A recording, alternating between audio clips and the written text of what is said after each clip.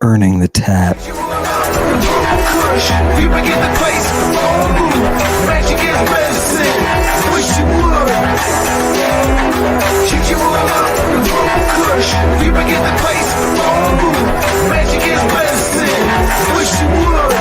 Athena whispered to me, don't believe in any more lies.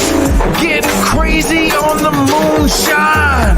When you purple something, the little bits that you give to the goddess. Athena follows Odysseus around.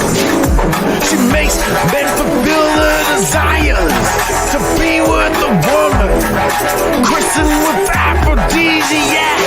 Once you are out producing the theriac, watch out, your brain will open up. Athena with a purple cup. Shoot you all up with the purple kush. You begin the place.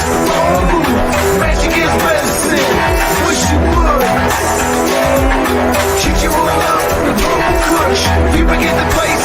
Oh, magic is medicine. Wish you would. Welcome back to Lady Babylon. This is Initiating Apocalypse. What I am going to bring to you tonight is going to fill you with great joy and appreciation. I'm going to give you a view that we haven't had before, and I'm going to bring these texts out to you and cause you to slip into the state of reality. I love this stuff. I love this stuff. Don't listen to them, right? That's what I told them. Don't listen to them, but they always do. Wax. You got to either tie yourself down or you got to put wax in your ears, right? It's one of the two. Tonight, what I'd like to bring you is usual. We'll look at a couple of Hebrew texts that took the Greek original and just slammed it into the ground, just cut off every petal, all the buds, snipped them off. All you got is a stem left, and it's got thorns on it. Tonight we're going to look at a couple more of those examples, because what we're doing, and I kind of want to give the congregation the big picture tonight. What has rankled people is the revelation of what a Christ is, and the revelation of the naked boy with Jesus, and the revelation that Moses and Yahoo were born in the 3rd century. Those are the three things that really are getting to people. So I am doing the best job that I can to show you. And to be honest, it's easy. It's easy, not just because it's the Muse, but because the translation into Hebrew from the Greek is taking a step from 1.7 million, 1.5 million, down to 7,000 unique words. And that's not a step down, that's a plummet. Scholars can look at the text. You can look at the text. It's the evidence that we have, right? And the evidence shows us that we are living a lie, and I am here to free you. I'm here to free you from that lie to the reality, which is not always so bright. It's difficult to tell Muslims, Jews, Christians. Did you know that your religions descend from rites, polytheistic rites, where you all once worshipped the great Urania? Yeah, all over the Mediterranean. She was all over the Mediterranean. This is Uranian mystery cult that I bring you tonight. Now, Gnostic is going to come on and look, and after I'm done with my bit, he's going to come on and he's going to give you a bit, and that bit's going to have little bits about madness from antiquity with sources, right? hopefully we'll supplement each other with the right material. It's fantastic. Look at what we do for you. That's what we do. And you don't have to buy a t-shirt. What is this? Hail to Uranian. Nice. Hail to Cleo. Who is Cleo? Cleo is the muse of history. Cleo is the muse of history. Hail Satan. We're going to look at her tonight. Who is Urania? She is the muse of Uranos. Isn't that gorgeous? All right, let's go.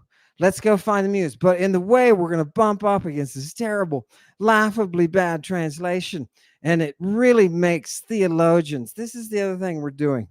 And I just want to remind you of this. So, everybody here at Satanic Congregation knows that I am trying to, somebody is trying to set me up, right, for engagement with the with great leaders, intellectual leaders, thinkers. Yeah, I don't know if you could call them that. But it turns out that these people are unwilling to engage because they are out of their depth and they know it very wisely. They know it. You find somebody who's capable. And the head of Dallas Theological Seminary's Greek program, Dr. Darrell Bach, he's not capable. Jordan Peterson, incapable. And why is that, people? That's only for one reason. Because we follow the muse. We honor those texts and that evidence. We use the reason that we've got. We use it. We're not looking for Nephilim. Isn't that nice to be in Satanic Congregation and not have to be looking for Nephilim and alien this, oh God, from Galaxy Z. Isn't it nice we don't have to deal with that? We don't have to deal with moons that are Death Stars. Why? What keeps us sane here that seems to permeate the environment around you? The insanity. What keeps us sane? Reason. Nature. Oh, God. The great accounting. There's things that you can look at that just capture your soul. I'm going to give you some of those tonight. Are you ready? Your souls for the people online who think this is a conspiracy of some sort, right? With the funny things that are coming up. First of all, if you're going to do a video, don't use modern Greek, right? Second of all, you've got to state things that are facts for which you have evidence, right? Those are the, you're not going to wrestle for long in the gymnasium of Paideia if you can't come to grips with that reality. Okay, so everybody seated on the throne. Well, let's get our Scythian thing going. Let's get our Scythian thing up tonight and get the perception of what these words are saying. They're reaching out to us. I wanted to put up this comment first. Focus on this for a second. These lessons have opened my eyes to what I've always subconsciously knew. I love my wife and daughters even more now than ever. What has been done to women by these monists pisses me off to no end.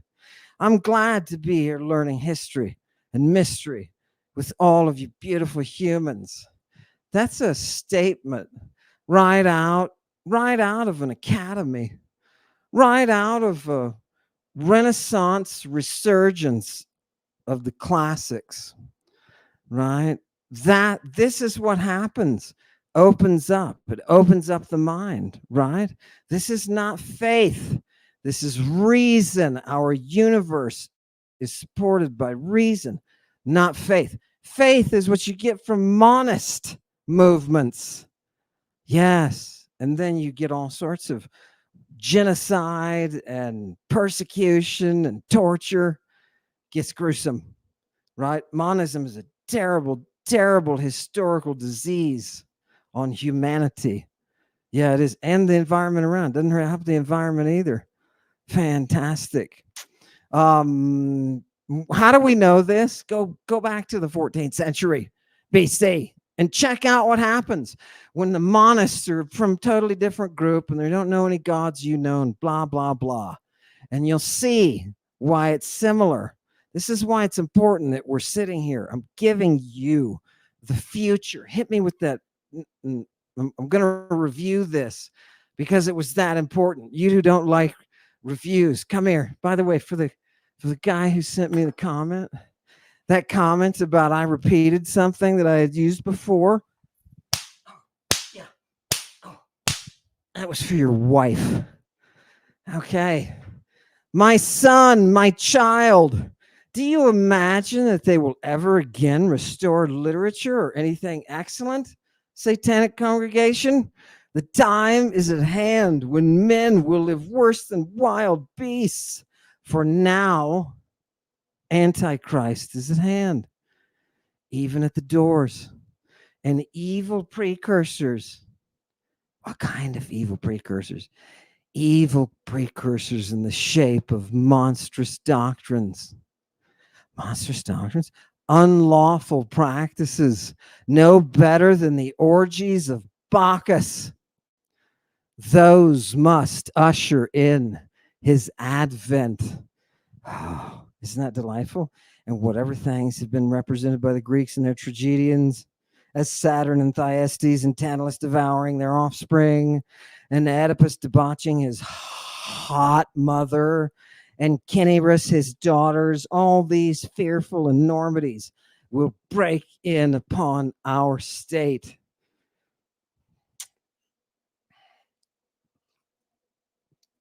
What do you think? What do you think those Byzantine folks were up to writing such things, predicting the future? What do you think they were all about? Do you know what it says? It says, in order for the Antichrist to come. In order for the Antichrist to come. Yeah. What must happen? Those lawless rites must be revealed. Here they are. Are you ready for some lawless rites?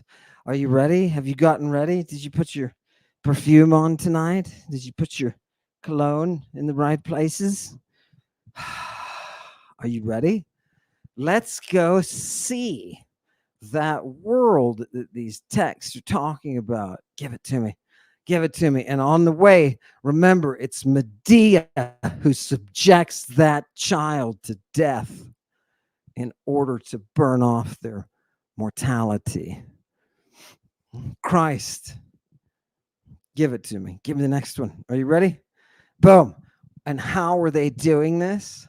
They are taking those pharmaceutical powers, those theriacs, those compound substances. They're using the drugs to do it. I'm going to show you Jesus and Paul involved with a dude, not the same dude, involved with a dude who's drugged. Okay. Are you ready? Give it to me. And yes, it's new. You who hate the, oh, I should do it again. Come here. What is her name? What is her name? I don't know. I'm sensing something. I don't know. It's sweet. Something E. Nancy? There you go, Nancy. How's that? Oh, you know what you should do? You should take him to Cersei. Clip, clip. Are you ready? You will lift up serpents and drink that death inducer, and it won't hurt you. You will put, now this is the part of the verse we never talk about. You'll put your hands on those who are ill, and they will get better. They will get better. Okay, that is Jesus Christ performing the mystery. Okay, performing the mystery. Mystery involves the death inducer, and it involves you entering a state, coming out of it, and then your interaction with an eyes open world. Fantastic. Fantastic. You mean that's religion is coming down to pharmaceuticals? Well, that and a lot of sex. That a lot of sex. And that's how it gets corrupted. You know, it's always easy to get corrupted. And we're going to see who's involved in it here in a second. Again, all these are going to be new references. Are you ready? Look what's happening to here. Where are we getting our arrows, people? We're getting our arrows from the muses.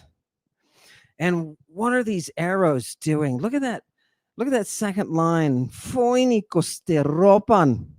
That is a combination of the purple and lightning together. What comes out of that beautiful, beautiful muse? What comes out? That direct speech. Her arrow is poisoned with the purple lightning. The purple lightning. Do you know what you're not supposed to do for the mystery? You're not supposed to reveal. When you reveal, you become struck by the lightning. Okay. Apocalypse. Are you ready for apocalypse? Here's another one. Give it to me. Give me new stuff. They said new stuff. I'm going to bring you new stuff. We need to look at Eunomia, people. This is a goddess, daughter of Themis. Who is Themis? Themis is that oracular divinity who represents the laws, the customs that keep you and I from destroying each other. That is Themis. You mean those laws were handed down on a mountain from a guy watching a bush burn? No. That law principle, right? I can hear all of the nerds. Oh, Hammurabi. Come here. Come here, you Syrians and you Sumerians. You Greek swallowed you. Greek swallowed you. Greek swallowed you. Okay. What's happening here? Eunomia is a sotera. I want you to look at the top line. Look at the second to last word, sotera. Does that sound familiar to you if you're a Christian? It's because it's the word for savior, only it's a word that is feminine. Before there was a man savior, there was a woman savior. Right?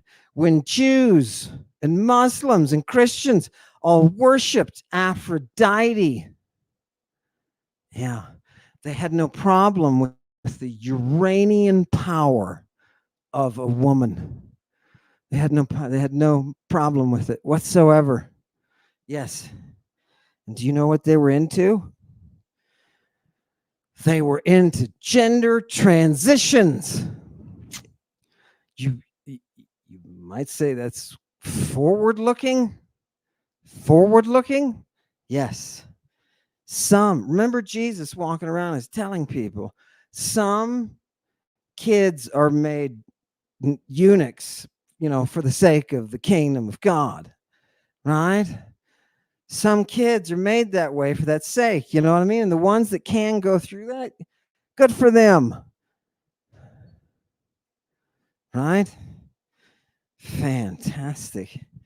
What do you think they were doing with all the drugs? Give me the next one. Okay, this is new. I promised you new. I wanted you to see eunomia, just the Greek term here. And I want you to look at number 2, loyalty to divine law. Isn't that nice? You mean they had divine law before they had Moses? Yep, they did. Right? Personified as the daughter of Themis. Give me the next one. Okay, you ready for this? Are you ready? I'm going to tell you what this says, and I'm going to tell you where this is from. Yeah.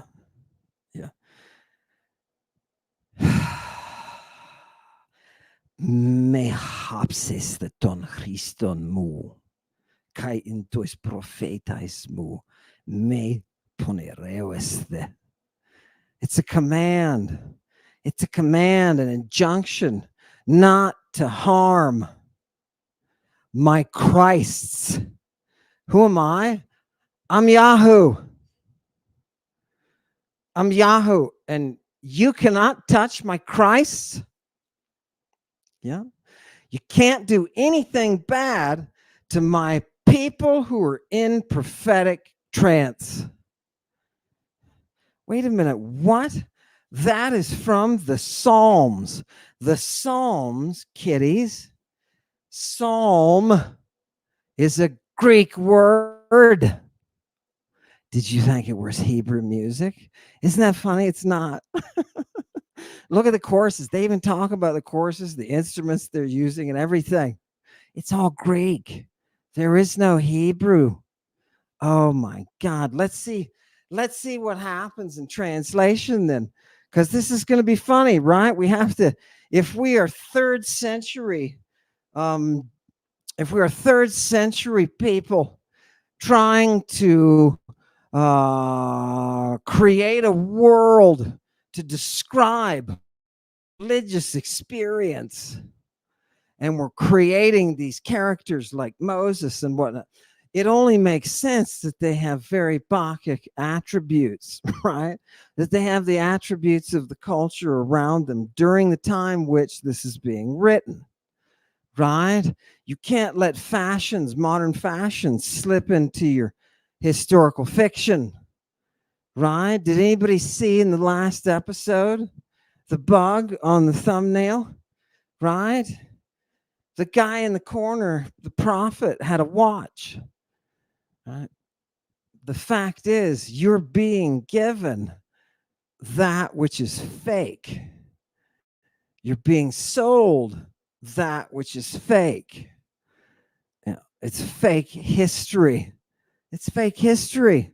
And how do we know the real history? From the text, man. Look at the text. Bring that psalm up again. What does that psalm say? Bring up the Greek. Perfect. Yeah, it's talking about protecting my Christs and my prophets. Huh, that's weird. Now, for you evangelical Christians out there, I thought there was only one Christ. Apparently, there's not. Apparently, there were Christs in Euripides' Politis when the really, really horny Phaedra came up and said, look, I got to have this young guy. I got to have this young guy. Right? It's got to happen. Do you have any drugs? And her nurse was like, which one do you want? I got a Christ and I got a potable. Christ or potable? Which one? You want to rub it into your eyes, Phaedra? You want to rub it into your eyes and other places? Right? Do you want to drink it? Do you want to put it in your? They also put it in their rectum. There's another way of drug administration, right? The point is, they're on drugs. Let's watch them on drugs. I'm going to show you right now, Paul literally dripping in drugs. Do you know what they drank in antiquity? I'm going to tell you now, and then I'm going to show you, you dirty, dirty, dirty people. Do you know what they drank in antiquity? They drank Paul's testicular sweat. Paul's testicular sweat. No wonder that dude got mad and flipped out. That dude flipped out during the rite. Chewy, they were having the rite with Paul, and the dude flipped out and he was like, no, this is not how it's going to work, right? No, it was 7 other dudes. He already did it with Paul. Oh, and it was 7. Let's bring him up. You guys are going to love this. Are you ready? People didn't know that Paul was involved. Paul's the biggest junkie on the planet. Is that the one we just did? Yeah, that's it. Go to the next one. There's just for people to see some English, translations of it, right? Is it your anointed ones? Is it your chosen people? You know what I mean? What is it? It's not any of that, right? Because it's in the Greek, because that is going to be a translation of the dumbed down translation that is the Hebrew. Okay? The English is going to be a translation of that Hebrew, not of the Greek original. Give me that. That's why it's so important for us to get it. Yeah. So the kings of the earth, this is another psalm, got together, the rulers, they got together to fight against this kurios and against his Christos and against his Christos. You mean this drug guy is all over the Old Testament, the Jewish scriptures, so called? You mean this dude is all, yeah. And there's a whole bunch of them, because you see, that's a whole part of getting high and seeing visions that is prophetic. It's the whole time. People ask me, Dr. Hillman, why is this? The information you're bringing is compelling, but why is it that nobody else has seen this before? I'll tell you why. I'll tell you why, you lazy bastards. It's because nobody was reading any of these documents. Nobody was reading the medical side. Yeah. Yeah. And I'm just fortunate to have stumbled onto it. You know what I mean? And that's metal. Finding that for me has been metal. It's been better than getting blacklisted, better than getting kicked out of a university, better than being involved in legal this and legal that in order to restore those rights of free speech. It turns out you can teach the Bible, but you have to teach it like they want you to teach it, which is funny, because here's our conundrum again. Why doesn't Jordan Peterson debate me? Why doesn't he talk to me about Jesus? We don't have to debate. I hate debate. We can just talk about Jesus. We can talk about Christ. We can talk about ancient Greek. We can talk about the Old Testament being a document given to us by the tongue ancient Greek. Yes, it's too bad. Don't worry. It wasn't just Hebrew they stumped. They also stumped all of this Aramaic. People are like, yeah, Aramaic. Yeah, Aramaic was the fly that was going around.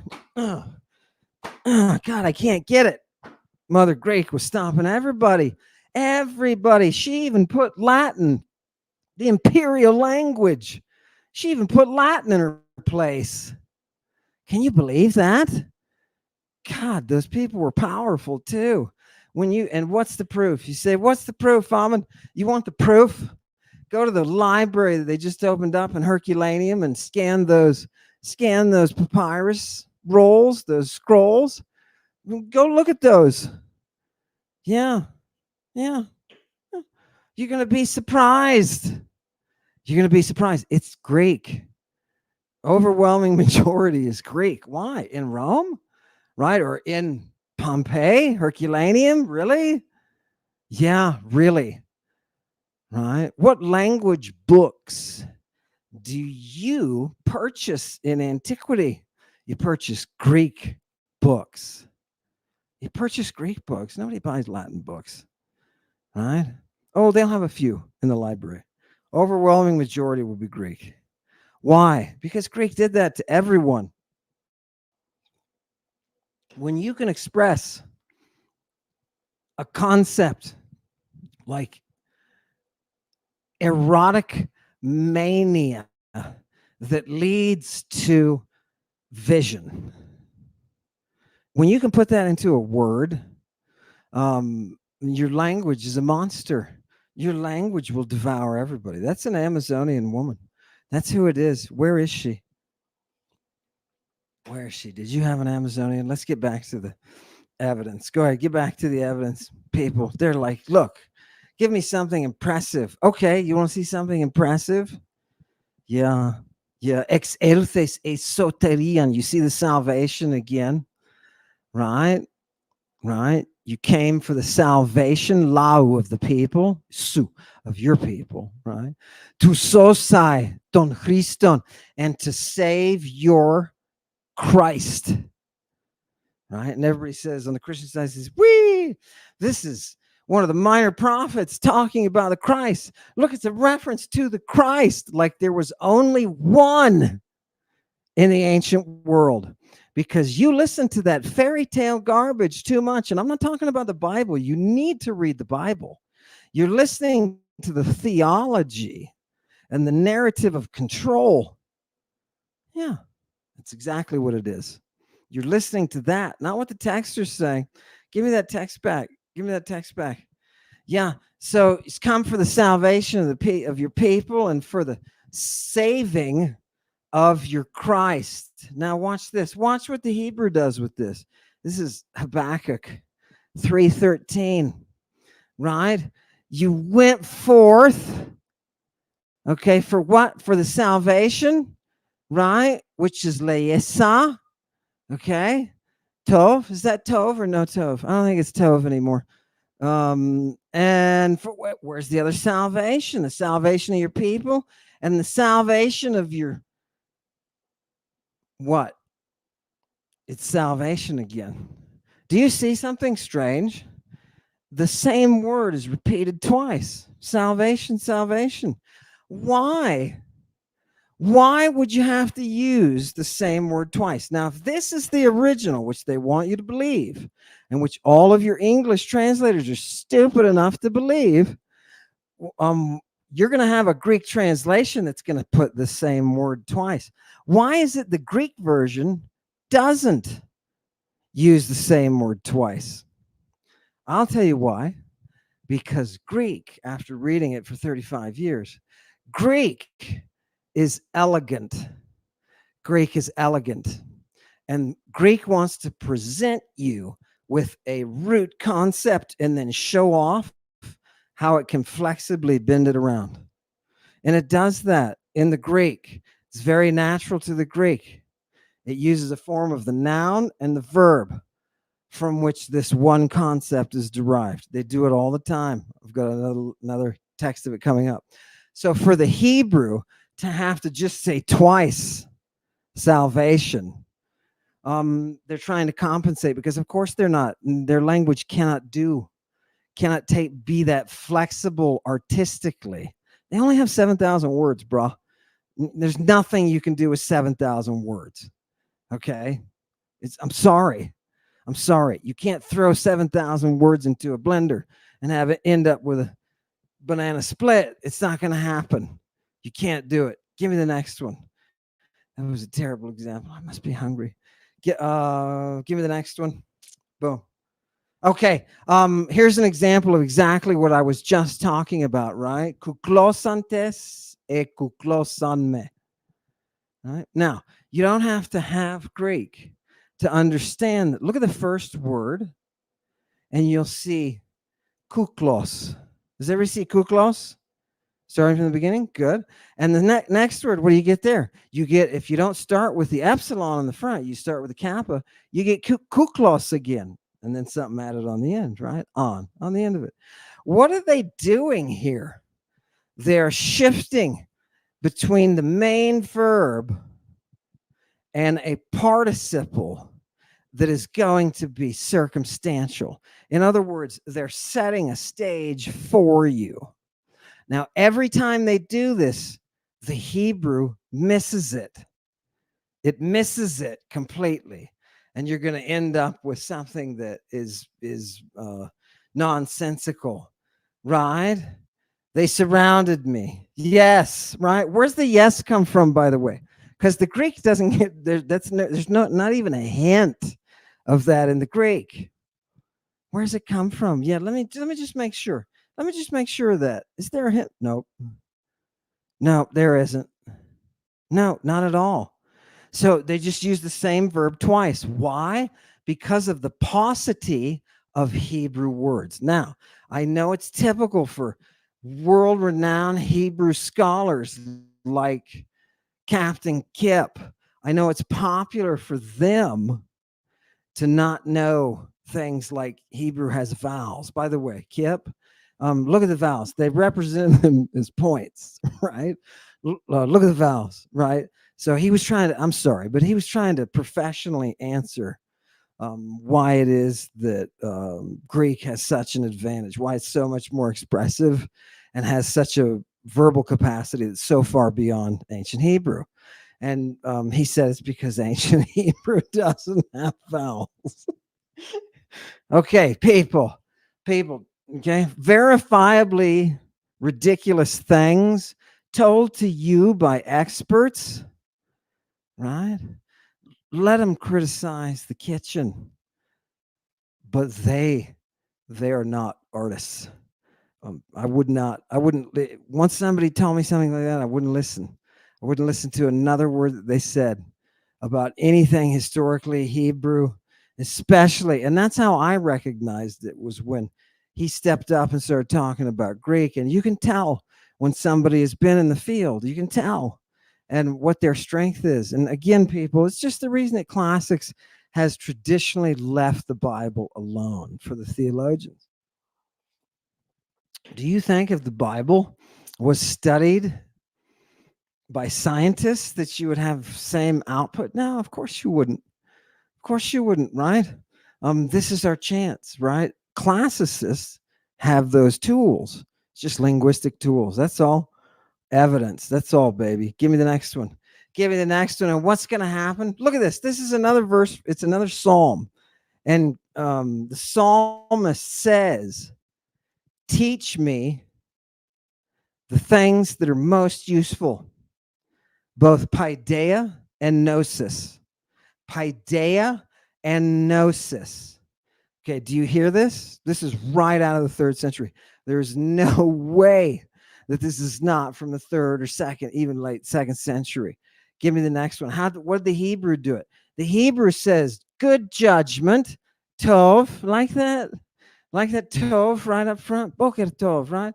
Good judgment and what? Knowledge. Well, what kind of knowledge is that? It's kind of, again, you're asking a 3rd grader after explaining to him something from the university. You want to be able to strain through. To know, knowledge. Okay, knowledge. It's a little bit general, skill, truth. Yeah, a little bit. It's a little bit general. Let's see what the Greek does. Let's see what the Greek actually does. I want you to notice that when they say paideia, you're talking about something that is hugely central to the ancient world. Hugely central, that it's the result of Greek language. And it is that education. It is the education of a child, right? Education of a child. Look at the anything taught or learned, an art or a science. Isn't that nice? Learning, education. This isn't just knowledge. Do you hear how knowledge is the refined kind of, just generalized? I'll have a hamburger. You know what I mean? Right? It's not, we don't know all the ingredients. We don't know, did you get bacon with it? Did you get extra cheese there, buddy? What's going on? Right? But remember, if you were to whisper these verses from the Greek into the ear of a 3rd grader, this is the exact equivalent that you get out, the Hebrew translation. It's a good thing they have scholars who don't know that Hebrew even has vowels. Are you serious? Are you serious? Their scholars don't even know that ancient Hebrew is restricted to a 7,000 to 8,000 word vocabulary. Right? They reported 10 times that. Their greatest minds who read all the books and do everything that they can do. Do you understand why they won't come and talk to me? Because it's a circus. It's a circus. It's a show, and it's disingenuous. What I'm giving you here is my kitchen and my crappy internet. That's what I'm giving you. And I'm giving you the texts. I'm showing them to you. It's a whole new world out there. Give it to me, Chewy. Give me the next one. I wanted you to see what the gnosis is too, right? Just so you can kind of reach in yourself into your soul. Gnostic informant will love this. Look at it. I like definition number 3, recognizing, right? It's from gnosko, right? Or gignosko. And it's really, it really is that acquiring of knowledge. Notice in the very first definition they give you, it has to do with inquiry, right? Investigation. Gnosis is investigation. Gnosis is investigation. Now, you see how complex that is? and you have to start with good, basic terms in the Hebrew to kind of filter that down into something that is manageable. Okay, okay. But it's clear, people. All of this is evidence, clear evidence that Greek is the primary language. I'm going to show you. Let me show you a little term that they use, a little colloquial expression they use in Greek. Yeah, he makes his angels pneumata, spirits, right? And those who exercise his rights, he makes that pur phlegon. Do you guys remember the flux? Right? Flux. Do you remember what that was? Give me the next one. Give me the next one. What is by the way, what did the Hebrew do with that? They used the word fire, okay, and then another word. Give me the next one. Another word. Here's the regular word for fire. That's fine, because pur in the Greek it's the same thing. That's okay. Give me the next one. Right, like you can imagine a third grader, fire, daddy. Right, okay, good. And what is the verb that they use? Lahat, to flame or to blaze. So the flaming fire. The flaming fire. Only there's one problem. That's not the Greek term. That says when you put these two things together, watch this. Look at here's the flux, right? Flame, fire is an element, right? In similes and metaphor, you talk about fiery warriors, etc., right? A flash of lightning. Look at number 3, and you see it used with keraunia and urania. Oh, look, there she is. There she is, right? What is that flux? Have you ever seen the flux of the lightning? Yeah, okay. Have you ever seen the flux of the lightning? You know where that is? Remember, I told you about the purple lightning before? We're going to find that purple lightning in Jesus's eyes. Here it is, the flux puros. Give me the next one. The flux puros. So, you ready? And the eyes of Jesus when he comes back, right? They are flux puros. Yeah. Do you understand? They are flux puros. He has that burning purple. Yeah. And what's he got on his head? He has that crown. You want to see them all? You want to see them all give it to each other? Give me the next one. You want to see them all give it to each other? That flux can travel. Where does it end up here? This is from Euripides. It ends up on the remains of the place where the mother of Dionysus was consumed by the lightning. Yeah. Yeah. It is living. It is living. Did you hear me? That flux, right, is a living fire of lightning. And if you reveal the mystery, you reveal the lightning. You receive it. Yeah, you receive the lightning. Right, right. Okay. Wait, let's keep going because we're going to see. Okay. You said, I want to see people using this together. Okay, pull it up. Let's watch people. Who are some of the people that used it? Here's a Bronze Age group of people. This is from Pindar now, his fourth Pythian ode. And they're Bronze Age people who are using that flux. See the second word, flog, right? That's from the flux. And who are these people? These are bulls. These are bulls that Jason was supposed to get past in order to go get the fleece. But everybody knew that nobody could take these guys, right? So what are these guys known for? They're known for breathing, pneon. They're known for breathing that burning flux of fire. Okay. They're known for breathing it. Jesus has it in his eyes, and they are known for breathing it. Yeah, you wonder, you know what they called these bulls? The people from whose culture they came talked about their ancestors being the fang of the viper, right? The dragon's tooth. That's how they were born. Do you know there's a first and a second birth? There's a first and a second death. Yeah, yeah. From the serpent came the knowledge to open your eyes. Fantastic. If you're a Christian and you haven't been involved in drug rights, don't worry. None of this applies to you. Christianity is not what you thought it was.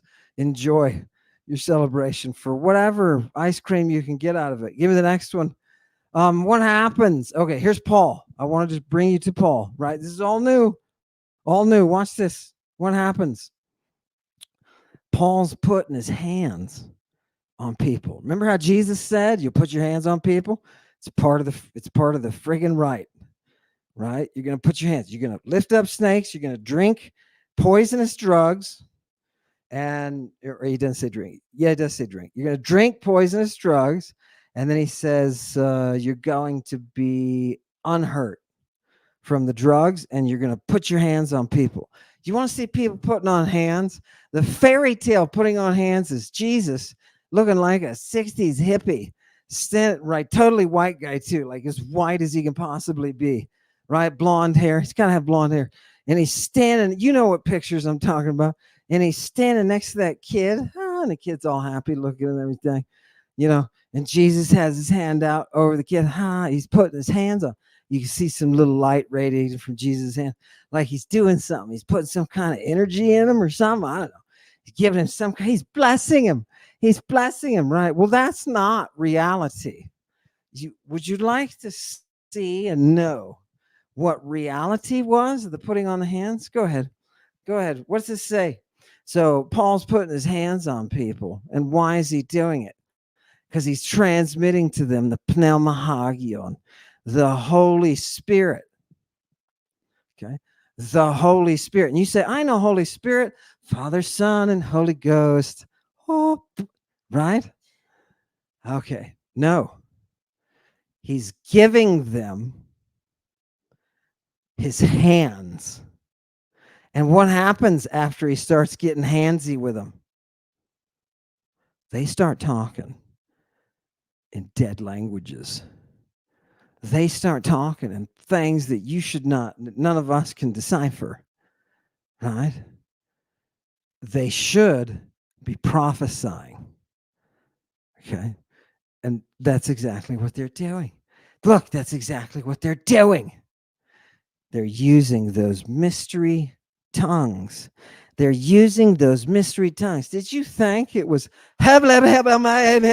Jesus, Hashem, seriously? Did you really think it was that? That kind of stuff is circus, man. You got to get over it. Your theology is crap, right? All of it. I'm not saying your theology. I'm saying all theology is crap. Here are the texts and what they're saying. Let's continue on. So, and what kind of men are these? They happen to be 12 dudes. And now you got to ask yourself, you got to say, wait a minute. Jesus is with 12 teenage kids, one of whom is sitting on his lap. They never show that dude in the Last Supper. They all look like they're 40. How about the one sitting on his lap that comes up to his mid-chest, right? He's sitting there with his 12. Why do you think these magi are always getting the 12 apostles? Why do you think they're always doing that? Boom.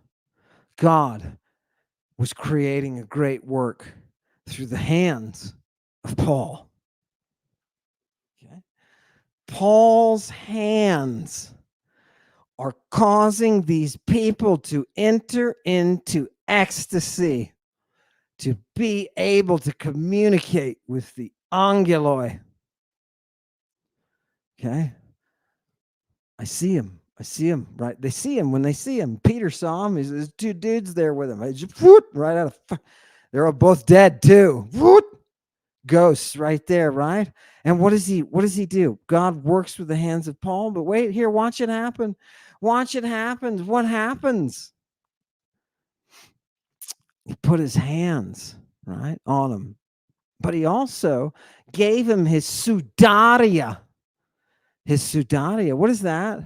It's a napkin or a handkerchief, some kind of cloth that you wipe your face with and your armpits when you're sweaty. When you're out in the sun, wipe that stuff off. Paul gave them that, the people who were sick, and he gave them his simikintia. Oh my God, what, it sounds bad. What is that? It's a girdle. And if you don't understand what I mean by girdle, if you are out walking around and you take off all your clothes and you dance around, it's going to become apparent that you need girdling. Girdling. You mean that was the wrap of his testicles and penis? And he was giving that to people to lick? Are you kidding me? Yeah, but there's more. There's more. Watch this. Jesus does the same thing. I'm about to show you. You're gonna be shocked. Give it to me. Give it to me. Look, he's back, right? So here's Jesus, and there's a dude who's been in a tomb. There's a dude in a tomb once again. And this dude is bound by his hands and his feet. I mean, there's some funny stuff going on here, right? Dude laying in a tomb, and he gets up and he walks out, right? He walks out, but when he walks out of the tomb, and everybody's like, oh man, what has he got? He's got a sudario covering his eyes. Covering his eyes. Why? Why are you going to have this? What are they doing? Because wiping that skin, it's the same reason that Jesus made that old woman high from just touching him, right? Just touching his clothing, right? The magus is a drug user extraordinaire. Paul is so good at drugs, he's immune to viper venom, right? And Jesus is telling them all these poisons, don't worry, they aren't going to hurt you, right? He's a drug man. What does the guy get up out of the tomb and come to do from the Bible? He's got that covering over his face. The same thing Paul is giving people as Paul is laying on hands. Yeah. Do you know what the cure is for your demon? Do you know what the cure is? Yeah. It's in Paul's nut sweat. It's in Paul's nut sweat. Yeah. I don't know. It is the Apostle Paul after all. Right? I don't know. Maybe, if it was like collected earlier. I think my faith would only take me so far with Paul's testicular sweat. But remember, people, so when Paul is with his people, his 12, when he's with them and they're passing around the taint juice, whatever that is, by the way, the Crusaders, I say that with all seriousness, the Crusaders had initiates lick, newbies, had them lick that taint because that's where the purple cross was in their girdings. Okay, so this is a very practical thing that I'm talking about. I'm just talking about drug transmission. That's all, right? Remember, Christos is drugged. That's what it means, right? Good, fantastic. And not just with any drug, but with ones that cause you to go nuts. Give me the next one. We're going to go nuts here at these last sources. Are you ready? Okay, now who else is doing it? You think, okay, right, like every Jew in the room who's religious Jew, right, not secular Jew, right, but a religious Jew, a monist Jew. Every monist Jew is going to say, aha, look at the pagans and the dirty stuff they're doing. Now you be quiet, because we've got your magic writings that talk about homosexual love affairs, specifically between men, and how Jehovah sponsors that. What are the and here? What's going on here? Look, this. What do you think the seven sons of the high priest Skewa is his name? What do you think the seven sons of that high priest? He's the Jewish high priest, right? See the word Judaio? What do you think they're doing? Remember, her fingers are purple. Mary's fingers are purple. What do you think they're doing? Yeah, yeah.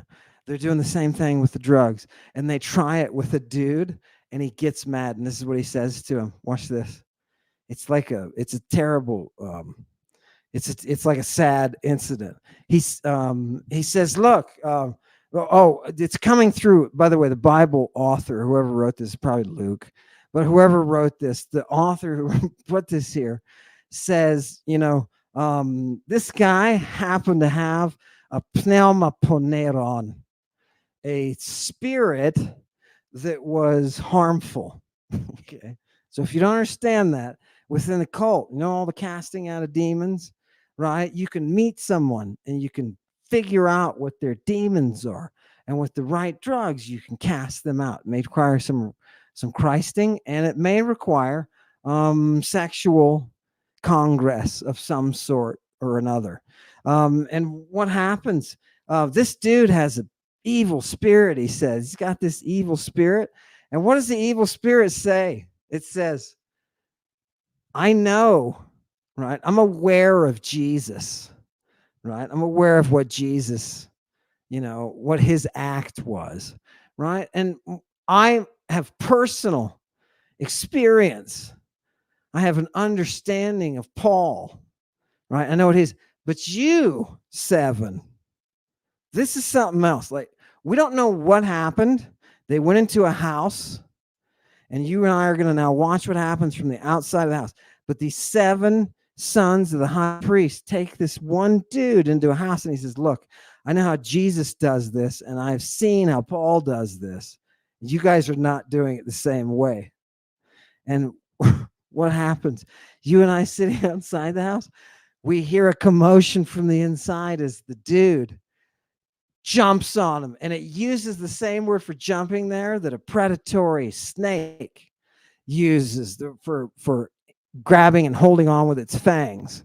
So what does he do? This dude jumps on them both, right, with his bad spirit, and he overpowers them, right? He overpowers them. And you and I sitting outside and watch them all run out, and they are naked. Do you know why they are naked? Because you end up naked when you have your eyes opened. Yeah, it's the mystery.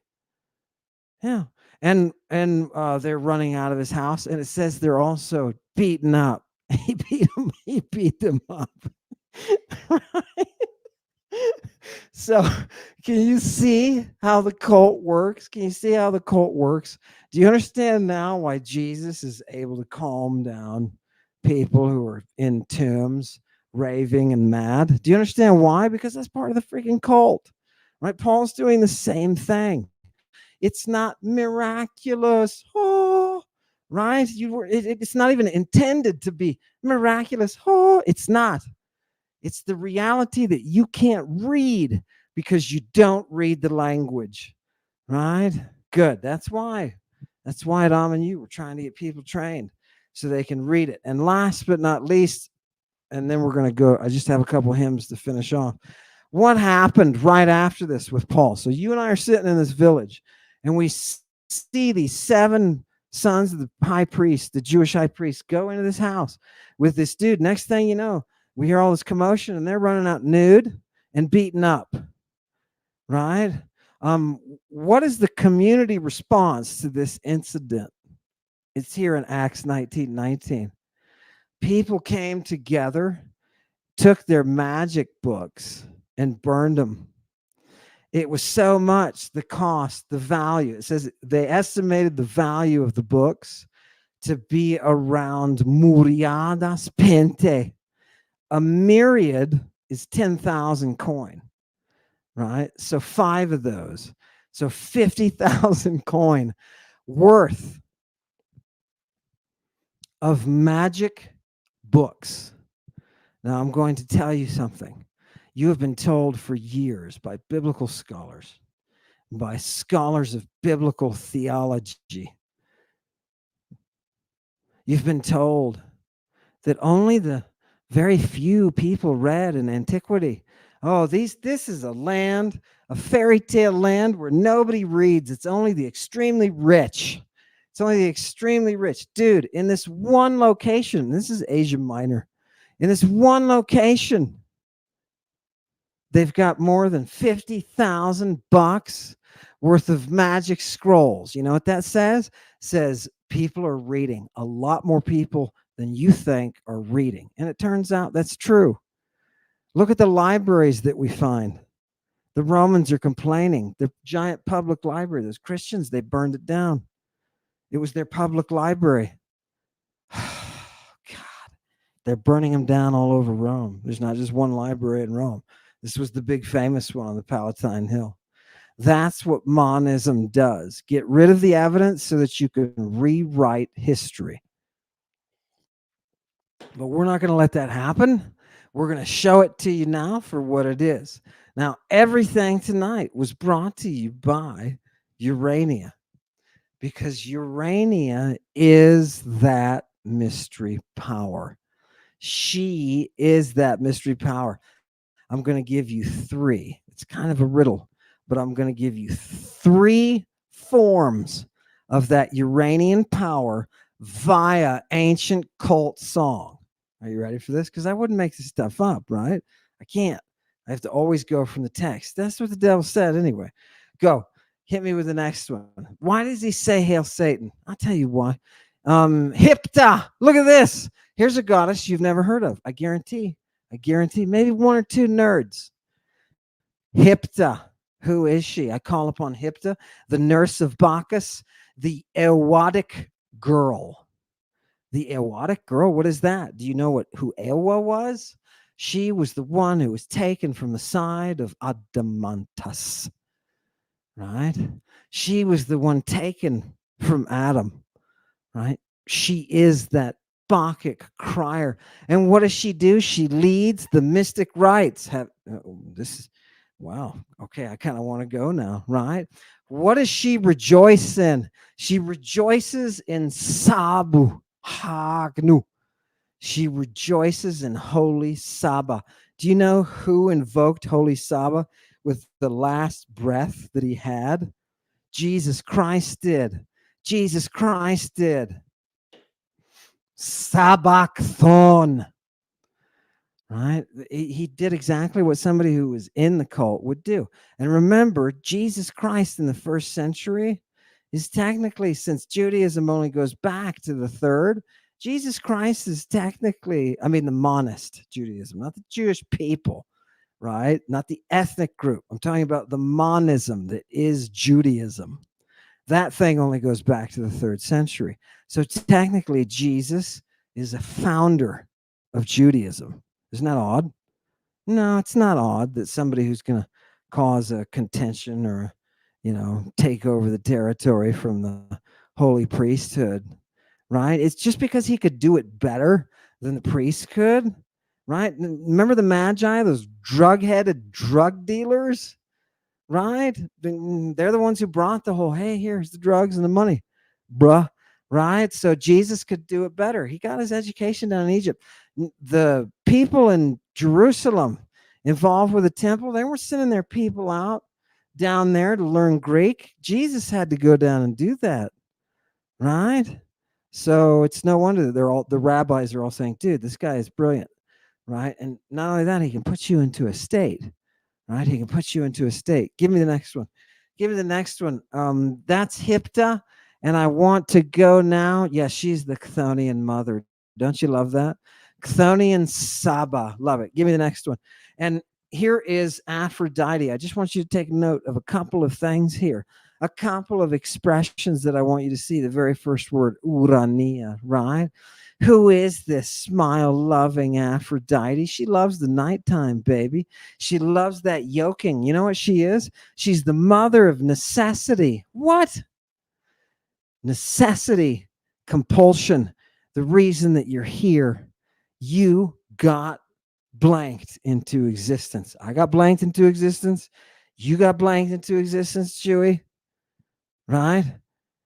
We all got blanked into existence. How do you think we got here? We got here by Aphrodite. Doesn't it make sense that we would return to her as the muse? You know, they called her the muse, right? Who is it who's with? Who did the Jews worship again before they worshiped Yahoo? The misogynist god? They worshiped Aphrodite? You're kidding me. Who did they did it through Bacchus, the worship of Bacchus? Yes, because you can't have Aphrodite without Bacchus. They go hand in hand. Thank you, Plutarch. Now, for the Jewish ethnic community who wants to see their origins, imagine your Cretan ancestors, right, before they had immigrated to the Levant. Imagine your Cretan ancestors worshiping this divine pair, Aphrodite and Bacchus. Aphrodite and Bacchus. Isn't that something? You thought Adonis was some crusty desert god. No, no, he's not. He's not. He's the lover. He's the lover of Urania. Isn't that nice? The lover of Urania. That's the culture that you come from. Now, on the Muslim side, you come from the Bacchic adherents of a rite that was perpetuated, that made it all the way to Arabia, what they called Arabia. And that's where you come from. That's why you've got that big stone, right? That's why that your original devotions were to that goddess of intercourse. I know things have changed. But that's how it started out. And it seemed to be because at the time they didn't have jihads. The followers of Aphrodite never had jihads on anyone. It's a phenomenon of polytheism, right? If you think about it, what is a jihad, right? That action is it's exclusive of one core monist group, right? You've got to perform that action against those who are on the outside of the fence, right? Put your burqa on, right? You're in the fence. Everybody else, yeah, terrible idolaters. Call them whatever you want, right? But those polytheists were your ancestors. Give me the next one. I wanted to go. Give me the next one. Go ahead. I wanted to show you here at the top. I just want you to see that this is Aphrodite, who is called Lucina. The end of the first line, Lucina. Lucina is like a Drachyna. The Drachyna is that priestess of the dragon, and the Lucina is the priestess of the wolf. And what does this wolf priestess use? Look at the fourth line down, last three words. Erotomanon hupofiltron. You know that filtron is a drug, right? It's a concoction, right? A filter, you can call it. And they're usually sexual. That one's called erotomania drug, right? The one that causes you to enter into erotic mania. Now, I want to say this, and I know Neil is waiting in the wings, so I'm going to finish up here, but I want to say this. The erotic mania, if you have never in your life entered into erotic mania, I'm sorry that you haven't had that religious experience. I'm sorry. But they made that religious experience the centrality of their salvation. Coming to grips with that climax is part of the death process and rebirth. Yeah. If you think about it, it sort of makes sense. We don't send a person to the moon. We put them into a state where they can go beyond death and be brought back on a tether. And when they come back, they're full of that knowledge. And if we guide them properly, we can tell them, when you see this, do this, right? from our people who've already been going back and forth. And who are the people who go back and forth on a regular basis? The oracles. Why do you think they always know the future? Because when you're detached, according to their physics, when you're detached from this existence that is material, you become aware.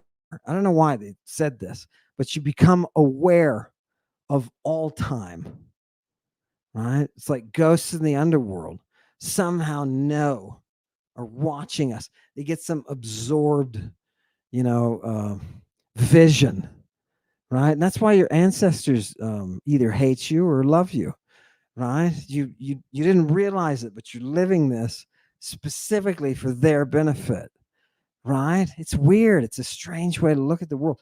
I think it's quite noble, though. I think it's quite noble. And I think it bears, we need to look at it. Give me the next one and we're done. And I want to give you one more hymn here. I want you to see this is Melinoe, and I want you to see that she is that Chthonian nymph who wears that Hecatic gown. Hecatic gown. We're on the witch side now. You didn't know Aphrodite was actually a witch, did you? You didn't know Aphrodite was actually a witch. What does this one do? What does Melinoe do?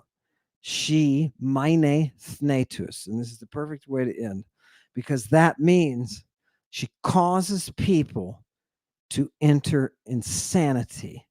And if you look at the second to last line, the third word in, oistron. What do we want from her? We want oistress. Right? This is the same cult person that you and I have been looking at that we call Medea. This is the same cult person. She has to be performing that rite. Right? She has to be. She is the source. It's her body and blood that is the source of our salvation. Right? That's how we manage these jumps to death and back. Right? Now we can do this in tombs. We can do it with the right drugs. We can do it with people walking around. Oh, God, there's another one. Revive that one, right? This is the world that produced Christianity. If this modern age is to produce another Christianity, it will not come out of any churches. It'll come out of movements, mass movements of people who enter into altered states. Thank you for coming tonight. I'm going to now bring on Gnostic. Please tell everybody how you've been doing, what projects you're doing, and then I'm going to shut up and plug you in totally and let you be the circus master for as much time as you need, because you know people love it. So tell us about what you're doing and then go for it.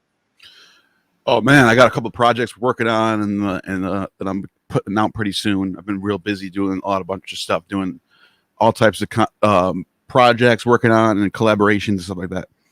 I do want to. So you said a lot there that I want to compliment. I got some sources. First of all, I have a source from Herodotus. Now, real quick, before you bring up my screen, I just want to say something real quick. There's a story about Pythagoras, and his life is pretty fascinating. You know, he grew up in Ionia. He travels to Athens, and he becomes part of this old pre-Socratic academy, whatever it is, pre-Platonic academy. And he travels to Egypt and learns the mysteries of the Egyptians. He travels to Babylon, learns the triptych of the Babylon. And then when he comes back, he sets up a school in Croton, Italy, which is Magna Graecia at the time, Greater Greece, they call it. The Greeks were inhabiting most of Italy at that time. The Latins are just a little tiny, little baby at that time. They're not ruling shit. But the Greeks are spreading, you know. So everyone thinks of Hellenism as like this post 330 AD or BC phenomenon. It's like, once you actually start reading the history, Hellenism starts spreading centuries before Alexander. It's taken over the world just culturally. So Pythagoras goes to Croton, Italy, and he sets up a school there. And the first thing he says to the people out there is the first thing we're going to build is a temple to the Muses.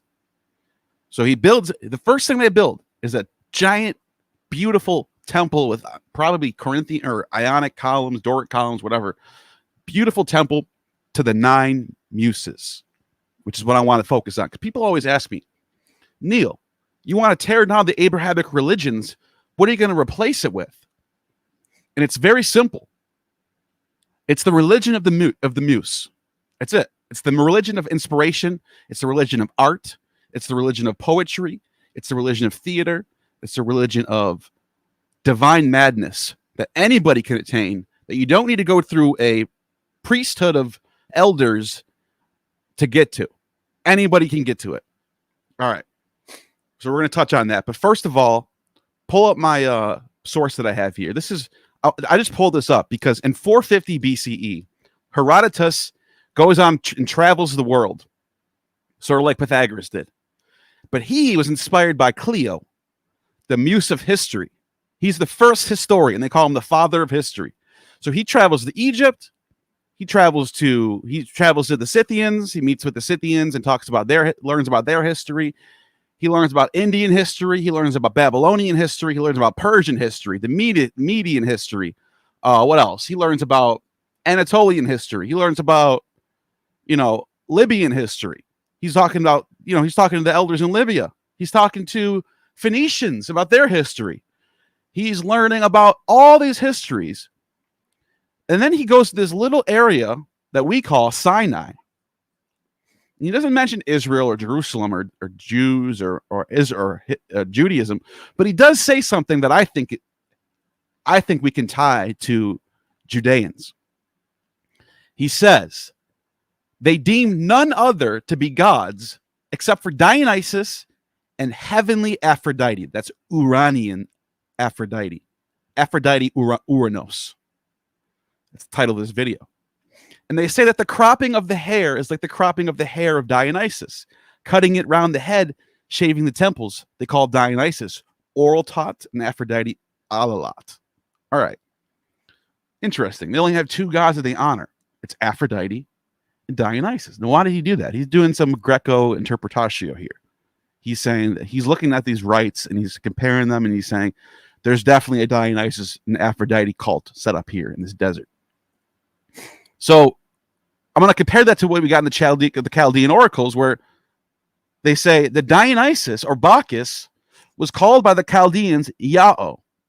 We always bring this verse up. This is just relative to what I'm talking about. In the Phoenician tongue, he is frequently called Sabaoth, who is above the 7 poles, the Demiurgus. And then we find in the oldest manuscripts that we have of the Greek Septuagint, the name Yao is present. All right, I got some sources that I want to run through that are related to this. The first one I got is about Dionysus and Apollo and the Muses and where do they come from. So let me find my source real quick. Here it is.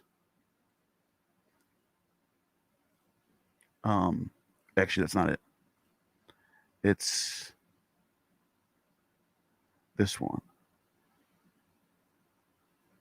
What did I do with it?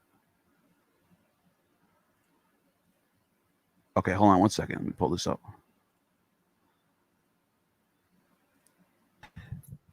Chewy wants me to take some heat off you while you do that. Right. I'll make notes. By the way, for people, I'll just say this quick. For people who are taking the Greek, whether it's at AMNU or in my studio, the class lab is on Saturday and full steam ahead for those of you who want to go in and say, hey, can we talk about this sentence from chapter 2 or chapter 1, whatever you have to be in the mood for. What? Oh, it's sorry. Unit 2 or unit 1. Sorry about that. So yeah, please feel free to attend. And we've got that link. Chewy says we'll put up that link. So did that give you enough time there? Neil? Oh yeah, I got it. I'm ready to go. Okay, Thank you. So, and before I even touch on this, I want to say something about the last source that I had there. Is that During the time that Herodotus is traveling the world in 450, remember what's going on at that time. There is no Torah yet. Nobody knows about Judaism yet. Doesn't exist yet. It's just not there. Simply, the gods that are the main gods, and this is actually the reason why I think that source is relevant, because the main gods that are worshipped in Jerusalem at that time is Asherah and Yahweh. They're the head of the pantheon, and they were side by side at that time period, even as late as 450 BCE. You would go there, and they would have coins minted of Athena. They would have coins minted with Zeus on them. They were just part of the Mediterranean world like everyone else. That's why Herodotus just went there and thought this is business as usual. Nothing to see here. Nothing crazy out of the ordinary. It's regular Mediterranean life happening in Judea, which is fascinating. Now, I think, who is this Dionysus? That's the question. Who is this Eastern Dionysus? I think it's Osiris. And I'm gonna get into that right now. All right. This source right here, I'm going to make this a little bit bigger so people can see it and read it. He said, this is from Diodorus of Sicily. He says, Osiris, by the way, the old pronunciation is Yosiris. Yohivafe. Osiris, and that relates to Yahoo too, that we find in Crete. So there's this older, ancient Yahoo presence going on in the Eastern Mediterranean, over in Crete, Egypt, Judea. That's what I think right now. But let's keep going. Osiris was the first they record to make mankind give up cannibalism. For after Isis had discovered the fruit of both wheat and barley, which grew wild over the land, along other plants, which was still unknown to mankind. So basically, we got this god Osiris and Isis, and they're taking humanity out of the Stone Age and civilizing them. That's what's going on here. So we got some cities during the festival of Isis, as well as stalks of wheat. By the way, think about what he's doing here.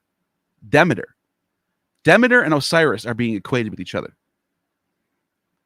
Demeter and Isis, and then Osiris and Dionysus. So as you got the festival of Isis, stalks of wheat and barley, carried among the objects in procession, memorial of what the goddess ingeniously discovered in the beginning. Isis establishes laws in accordance with the people regularly. And for this reason, the early Greeks gave Demeter. You see how he just switches up from Isis to Demeter just quickly? Boom, that's Diodorus for you. You gotta be paying attention to what he's talking about. He does this with Dionysus and Osiris as well.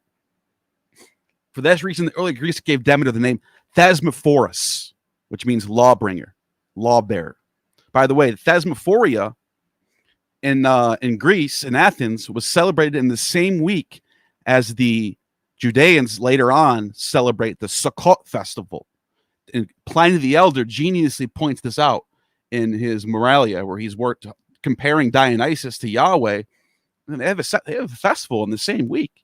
And they do very similar things. They carry palm trees and myrtle into the temple. And I think there's something going on there. And I think he's right.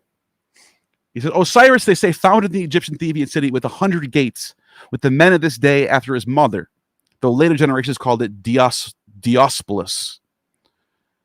And it says right here, Osiris, they add, built a temple to his parents, Zeus and Hera, which was famous for its size and its costliness in general, and 2 golden chapels to Zeus, the larger one to him as god of heaven, the smaller one to him as former king and father of the Egyptians, in the role as he is called by some, Ammon.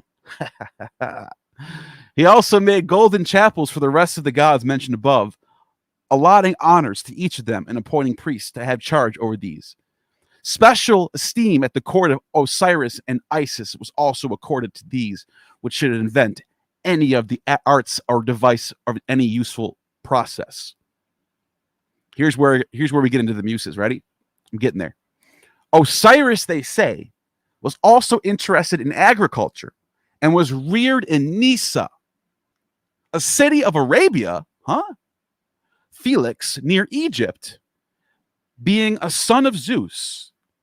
And the name which he bears among the Greeks is derived from both his father and from his birthplace, and he is called Dionysus. Mention is also made of Nysa and by the poets, by the poet in his hymns. He's talking about Homer, to the effect of this vicinity of Egypt. So this is old Homeric from the 8th century BC. He says, there is a certain Nysa, mountain high, with forest thick, in Phoenicia afar, close to Egypt's streams. And the discovery of the vine, they say, was made by him near Nysa, and that by having further devised the proper treatment of its fruit, he was the first to drink wine and taught mankind at the larger culture of the vine, blah, blah, blah. By the way, the word for wine in Hebrew is yayin, and that comes from the Greek oinos. So there's obviously some sort of borrowing happening. Even the oldest cities that Yahweh was worshipped in, the Midianites are the Midianites are what most scholars would say Yahweh gets borrowed from, because remember, in the north, the Ugaritic text, there's no Yahweh, just El and Baal and Asherah, and then down in the south, in these Midianite cities, you get Yahweh, and then the archaeology says that Midianite cities are using Aegean pottery, so they're culturally connected with the Aegean. Something to think about.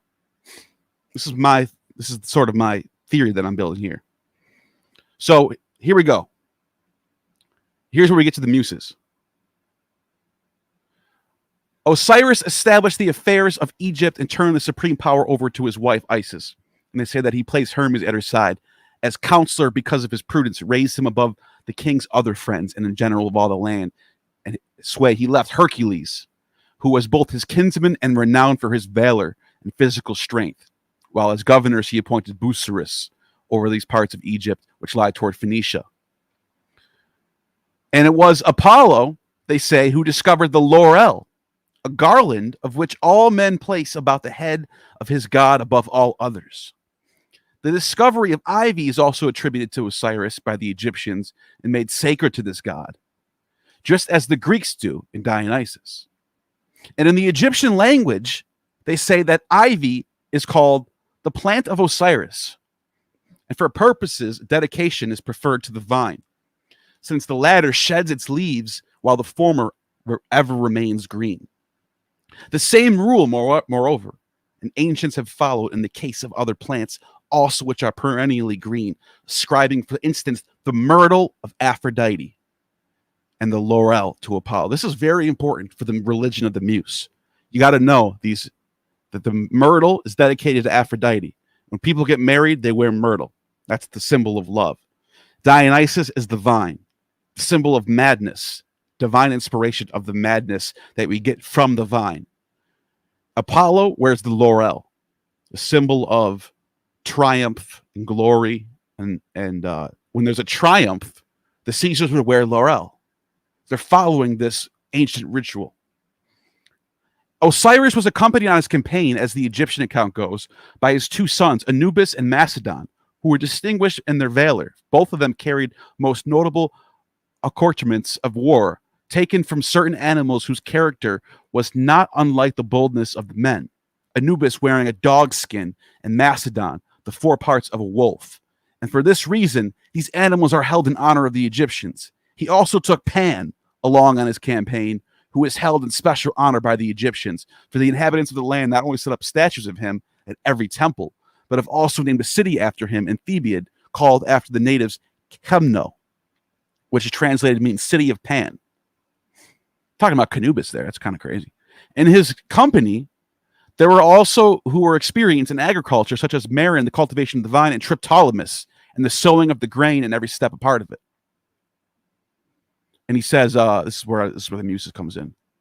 While they were in Ethiopia, their account continues, the Satyr people were brought to him, who they say have hair upon their loins. For Osiris was laughter-loving. Now, remember last time I was here, we talked about the Byzantine law codes that banned laughter. If you were an agricultural vineyard worker, if you worked in vineyards, it was actually forbidden for you to laugh while you were cultivating the vine and producing wine, because that would mean that you were following the rites of the ancient Dionysian religion. Isn't that crazy? So this is actually very important. Laughter-loving God, fond of music and dance. Consequently, he took with him a multitude of musicians, among whom were 9 maidens who could sing and were trained in other arts. These maidens, being those among the Greeks, were called the Muses, and their leader, Musagetes, as the count goes, was Apollo, who was for that reason also given the name Musagetes. As for the satyrs, they were taken along in the campaign because they were proficient in dancing and singing and every kind of relaxation of pastime. For Osiris was not warlike, nor did he have to organize pitched battles or engagements, since every people received him as God because of his benefactions. Now, this is where I wanted to take a step back from this screen right now and pull up who these 9 muses actually are. So I got my other screen ready to go. It is over here. It won't take me long at all. Here it is. So we got the 9 muses ready to go. Who are they? Remember, there's 9 of them. 3 of them are inspired by Dionysus, madness. 3 of them are inspired by Aphrodite, love. 3 of them are inspired by Apollo, the leader of the muses, right? So you have different kinds of inspiration. People are inspired by love, people are inspired by madness, and people are inspired by randomness from the gods themselves. So you have Calliope. She's the goddess of epic poetry, right? Clio, as we talked about already, the muse of history and lyre playing. Polyhymnia, the goddess of hymns. That means many hymns in Greek. Polyhymnia. Euterpe, the lyric poetry muse. Terpsichore, the muse of dancing and chorus. Erato, the muse of erotic and lyric poetry. Melpomene, the tragedy and chorus muse. Thalia, the muse of comedy. Urania, the muse of astronomy, right? And then there you have Apollo standing amongst the 9 muses. And so we have a really interesting passage that I want to read real quick. And so I'm almost getting towards the end of it. You're gonna like this, where Socrates and we talk about Plato. We talk shit about Plato a lot, as his monism sort of corrupted the world, I think. But he did have a muse. And there are some dialogues by Plato that are very important, especially the one that I'm about to read right now. This is from Phaedrus. And so let me pull up my screen again. So, okay, this is from Phaedrus, from 244 Phaedrus. He says, this former discourse was by Phaedrus, the son of Pythocles, of Myrnus, but which I shall speak of Stesichorus, son of Euphemus, man of speech. All right. And this is Socrates speaking. This is one of the few dialogues about Socrates that I actually think he said something similar to this. So remember, Plato's writing this down after Socrates is dead, and he's thinking back of the past, and he's writing these dialogues. What would Socrates have said about this? Here, I'm going to write this down. I think Plato is spot on here. I think this is one of the few dialogues that Socrates might have said something like this. So let's read what it says. And I must say this thing saying is not true, which teaches when a lover is at hand, the non-lover should be more favored, because the lover is insane and the other is sane. For it would be a simple fact that insanity is an evil. The saying would be true, but in reality, the greatest of blessings come to us through madness. What? This is the religion that I want to bring back right here. I'm serious. when it was sent as a gift of the gods for the prophetess at Delphi. Now remember, what is Delphi? Delphi is where the ancient oracle was, the most famous oracle of the ancient world. People would travel all the way from India to go visit the oracle, and they would get the oracles about the future. And at Delphi is dedicated a shrine to the 9 muses, of course. Apollo was on the top of the mountain, and on the bottom of the mountain, guess what you had there? You had a tomb of the burial of Dionysus. Wait, why is Dionysus in a tomb? Because Dionysus is the god of resurrection and death. And Apollo stands on top of the mountain because he's the heavenly son of God. Right? And Aphrodite is the goddess, is the third of the triad. She brings the love. All right. So what happens here? The priestess at Dodona. It's one of the ancient 7 wonders of the world, where the Pelasgic Zeus, I'm not kidding, it's called the Pelasgic Zeus, was set up. And they don't even know how old it was. It goes back to, like, who knows? It's just there. When history starts getting written, Dodona's there already. We don't know when Dodona was built. It's the oldest oracle of Zeus that exists. When they have been made conferred by many splendid benefits upon Greece, both in private and public affairs, but few or none when they have been in their right minds. And if we should speak of the Sibyl and all others who by prophetic inspiration have foretold many things to many persons and thereby made them fortunate afterwards, anyone can see that we should speak a long time. And it is worthwhile to adduce also the fact that those men of old who invented names thought that madness was neither shameful nor disgraceful. Otherwise, they would not have connected the very word mania with the noblest of arts, which foretells the future by calling it manic art. No, they gave this name thinking mania, which it comes by the gift of the gods, is a noble thing. But nowadays, people call prophecy the mantic art, tastelessly inserting the T in the word. So also, when they give a name to the investigation of the future, which rational persons conduct through observation of birds, and that's the Roman art of augury, and by other signs, they furnish the mind, nous. And information, historia, to human thought, oisis, from intellect, dianoia. They call it oinoistike, art, which modern folk now call oinoistic, making it more high-sounding by introducing the long O. Notice how they pay so much attention to the vowels and the way words are spelled. It's crazy how crazy they take this so seriously, but I love it. The ancients then testify that in proportion as prophecy, mantike, is superior to augury, both in name and in fact, in the same proportion, madness, which comes from God, is superior to sanity.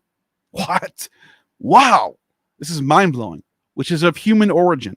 Moreover, when diseases and the greatest troubles have been visited upon certain families through some ancient guilt, madness has entered in and by oracular power has found a way of release for those in need, taking refuge in prayers and the service of the gods. And so, by purifications and sacred rites, he who has this madness is made safe for the present and after time for him who is rightly possessed of madness, of release from present. Ills is found. And a third kind of possession, madness, comes from the muses. So we got Dionysian madness, Apollonian madness, now a third kind of madness from the muses. This takes hold upon a gentle and pure soul, arouses it and inspires it to songs and other poetry, and thus by adorning countless deeds of the ancients educates later generations. But he, without the divine madness, comes to the doors of the muses, confident that he will be a good poet by art, meets with no success, and the poetry of some man vanishes into nothingness before that of inspiring. I got one more thing I want to look at.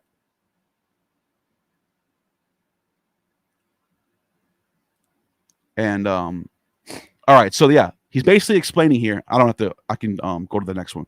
He's basically explaining here that you have different kinds of madness, different kinds of divine inspiration, and you get the 9 muses that can be either sent by Aphrodite, which is love, Dionysus, which is the mania, and Apollonian, inspiration of the song. So it's sent for 3 things. Now, last thing I want to show is there's a passage from Plutarch about Dionysus and Osiris. If you want to pull this up, I have it ready to go. So he says this is fascinating stuff. Now we're talking Herodotus was writing in 450. This is 500 years later, and Plutarch comes along, and this is what he has to say. Osiris is identical with Dionysus. Who could be more fitting to know than yourself, Clea?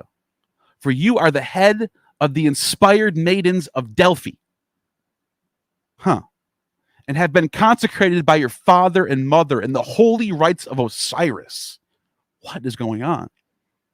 If, however, for the benefit of others is needful to adduce proofs of this identity, let us have undisturbed what may not be told, but in the public ceremonies, which the priests perform, and the burial of Apis. That's the bull.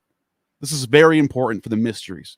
The bull is slain, and the bull is buried, and they mourn. It's agricultural, but it's also spiritual.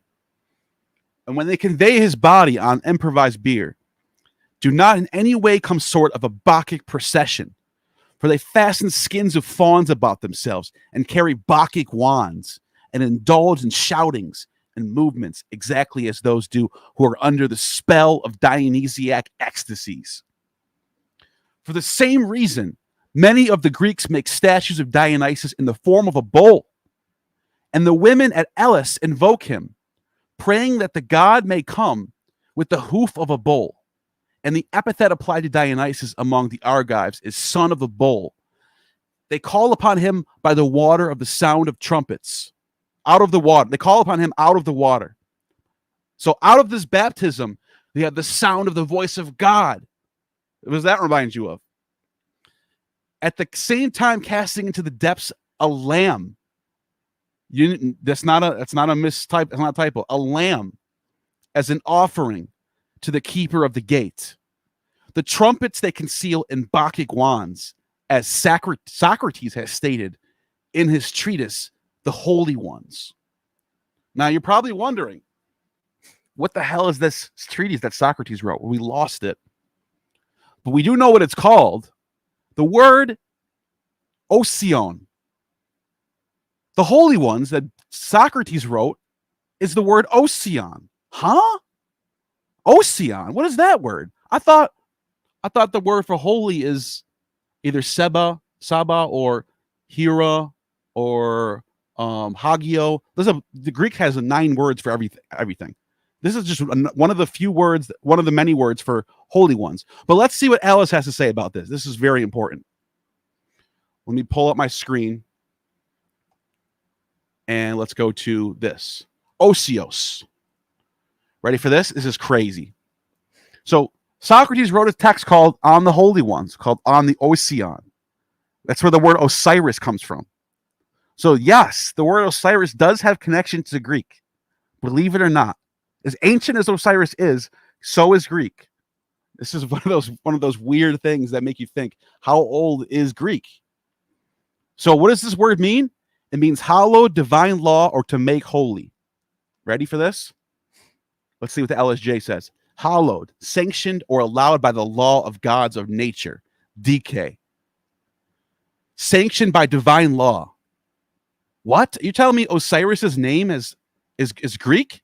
And it means to be sanctioned by divine law?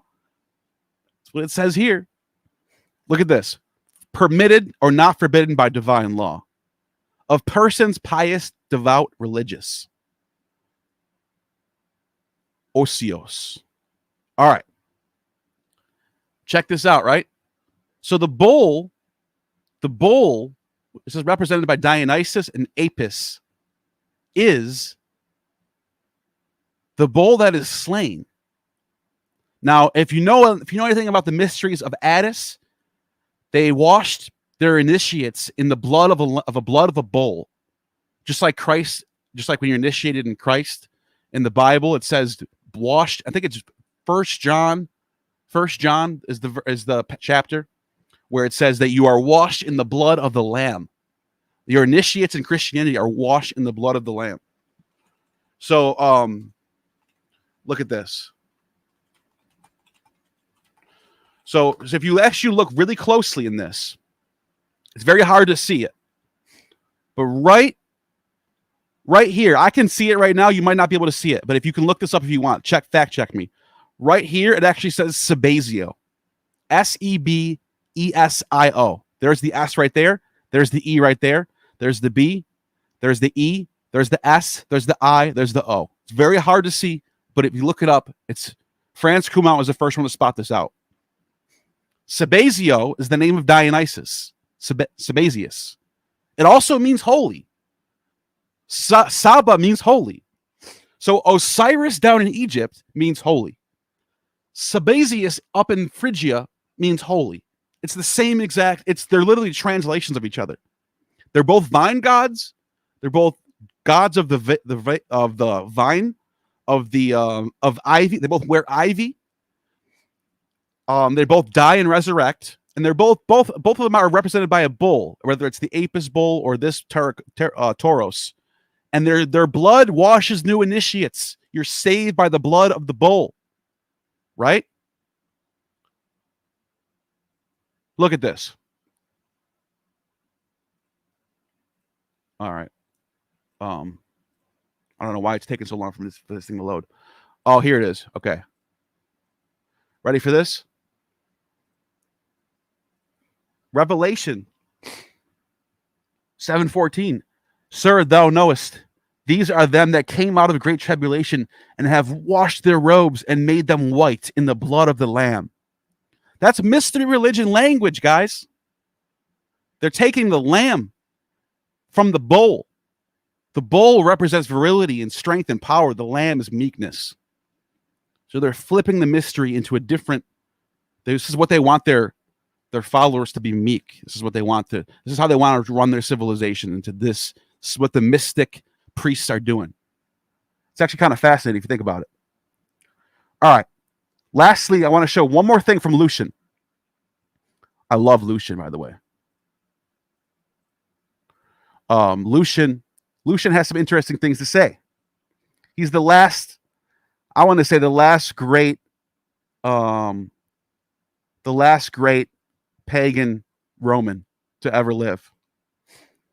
And he says some crazy stuff. That's the wrong page. Let me just pull up this last page real quick, and then this will tie everything together, I promise. He says, where did I do with it? Oh, I got it, actually. I got it. It's over here. Lucian. Let me go to Lucian real quick. All right, here it is. So Lucian, here it is, right here. So this is from Lucian, Hymn to the Mother of the Gods. He's talking about in the Mithraic religion. This is the last strata of paganism that ever existed. And he says something very interesting. Down here a little bit. He says, perhaps it is worth to raise the following question. There are two equinoxes, but men pay more honor to the equinox in the sign of Capricorn than is the sign of Cancer. Surely the reason for this is evident, since the sun begins to approach us immediately after the spring equinox. For I need not to say that the days begin to lengthen. This seemed to be more agreeable season. For apart the explanation which says that light accompanies the gods, we must believe that the uplifting rays of the sun are nearly akin to those who yearn to be set free from generation. Down here he says, for when With our eyes, we perceive the sun's light. Not only is it welcome and useful for our lives, but also the divine Plato said, when he sang its praises, it is our guide to wisdom. And if I should also touch on the secret teachings of the mysteries in which the Chaldean, divinely frenzied, celebrated the God of the 7 rays, that God through whom he lifts up the souls of men.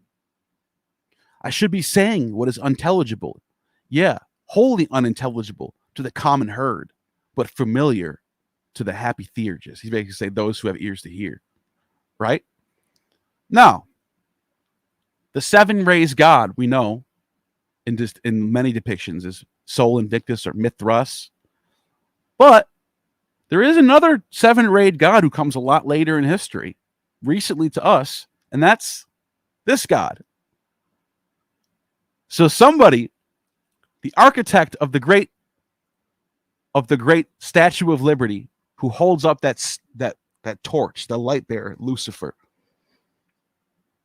That architect, I looked into this person a lot. This person was a Freemason, very mystic, very into the mysteries, and I would not be surprised if this was inspired by the 7 rays God of Julian, the goddess Libertas. That's who that is. That's Libera. So that's the mystery, and that's the Muses right there. It's about to sum it all up to what I'm getting at. The religion that I want to replace Christianity, Judaism, and Abraham and Islam with is the religion that's not dogmatic. It doesn't require you to believe anything. It doesn't require you to say something happened in the past that you have to know about. Nobody's requiring you to know any of that stuff.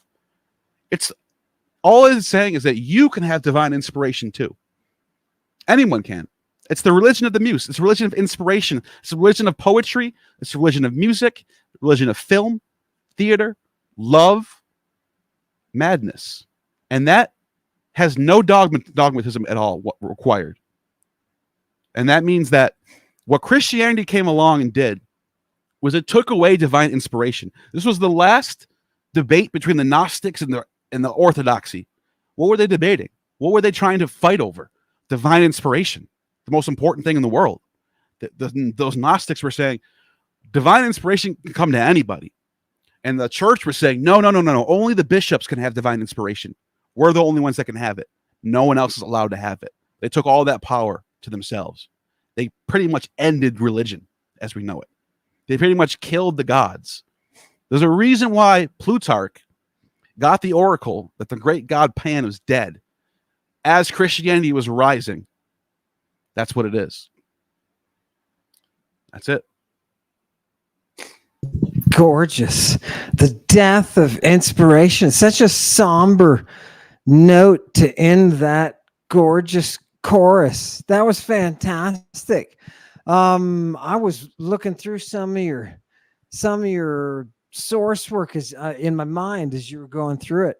And I just wanted to say, very well done. It's a shit ton of sources.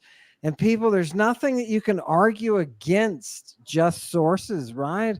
Because it means you're not really putting anything forward, but what's the actuality, right? Like you do in court or something. I think it's brilliant. I want to ask you a question, though. I get first question. And anybody with questions, go ahead and put them in the comments. And let's see if we can get some answered. But I want to ask you, what do you think the scholarly and theological professional opinion will be of you talking about this history from these sources that shows things that are very different about Christianity and Judaism? Well, how do you think this kind of stuff will be received? How do you think a theologian or a pastor or somebody just watching who's been exposed to Christianity, how do you think people will receive this? I think whether they know it or not, they might not know this, but a lot of these scholars of the Bible are pawns that are being used to protect sacred history, to protect the Bible, to make sure that these 2 pillars stand up. The 2 pillars are, one, that the Old Testament is very ancient It goes all the way back to the early Iron Age, Bronze Age. That's got to be there. That's got to be the oldest. It's got to predate Homer. They have to have that happen because they want everything else to be inspired by it. It can't be the other way around. You can't say that the Bible starts around, it gets finished. You can't say the Bible's a product of the 3rd century BC because that's no, that would kill the whole religion. That would take the roots right out of the tree. The second pillar is that Jesus is special and that Christianity is special and unique and inspired by God and that no paganism has any influence over it. Those two pillars have to stand. So if anybody tries to encroach that, they will be met with problems. Yeah.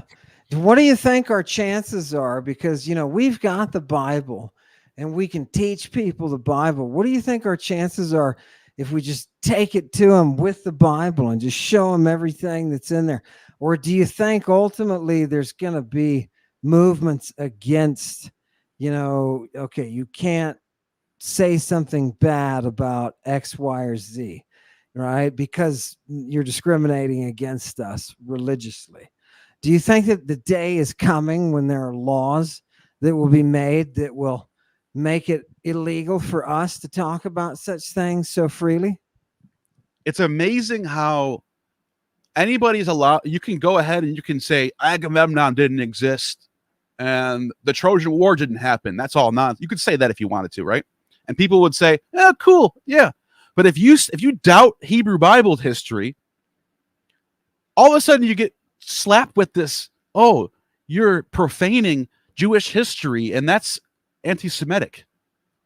Wait, I didn't say anything about Jewish people. I'm talking about a text that I don't think happened. Oh, that's really rude. Oh, do you know that's anti? You can't. That's the people actually believe that, and that's it's like I don't care. I don't care. I can if I'm allowed to criticize other ancient mythologies and say those didn't happen, then I can criticize this one too. And it's amazing how quick people will throw that word at you, the AS word, the anti-Semitic word, just for pointing out things that are true. Right. And what's such a crime, I think, about that is that the actual history of the Jewish people is way more interesting, right? The very fact that they're part of these migrations through the Aegean, and how does that influence their cultural development? Why wouldn't you want to know the reality? Why wouldn't you want to know? I just don't get it. You showed was crazy. It's crazy how this one area of study has this special honors and it has this little protection thing going on, where to criticize it all of a sudden makes you evil or something. It's a lot I could say about that, but we'll leave it at that for now. It's when you bring out the linguistic evidence and you kind of show, one of the things you said that I really liked was nobody knows how old Greek is, right? And you start pulling out the Pelasgians into the equation and you're getting way before there's nothing in Egypt, right? Yeah, and you have these scholars that I can't stand. Well, there's one of them on the top of my head right now who won't even say the word Yahweh. They say Adonai. Because I don't want to be rude and say Yahweh. It's a divine name. I can't say it. But then you have actual Jewish people saying Yahweh with not caring. It's like, you look silly. You look stupid right now. And I think you're fake as hell. Sorry. I just think that's fake as hell. Yeah. You're like, why should I listen to you if you have this laws that you have to follow? You can't even say Yahweh, but I'm supposed to take you as the scholar of this religion? No. You're showing me your bias right then and there. And I know you're going to protect this thing at all costs. Whenever there's a wash, when it could go either way, you're picking sacred history over over facts. Wait, no. That's what it looks like. Yeah, totally. We have to just work with the evidence. That so obvious. It's so obvious that they're. Yeah. If you can't even say the word Yahweh, and you want me to think that you're a mediator between the truth and no, you're working for you're playing on a team. It's so obvious. You know who you sound like? Neil? You sound like Tutankhamun complaining about that monist worship of a 10 and how it overthrew Ammon. You're talking like him. That's That's the whole. It's that totally repressive monist bent, right? Like Judaism and Christianity and Islam are not the only manifestations of monist religions. They're not. And we know that when you have this phenomenon take place, that you have immediately cessation. Look at where your creative stuff goes, right? Look at where what you and I would call freedom in the culture goes. All of a sudden, you've got groups that can be persecuted, right? All of that is a monist tendency. And if you read the history going on around you, you can take the temperature of the patient and say, oh, look what, I think we're going to have persecutions now. And we'll say it'll begin this way. You can just replay that record of history. You were doing some work with Dark Ages stuff. Yeah. Tell me, did you ever get off and debate on the Dark Ages? So I thought he was bailing out, which I didn't know if he was going to actually do it. We had it set up. I was going to debate somebody, an actual Christian, a very prominent conservative Christian, on the topic of, was the Dark Ages actually dark? Of course, I'm taking the side of yes. This person is getting the side of no, in which they actually have scholarship on their side. So I thought I'm giving you an easy position to fight me on.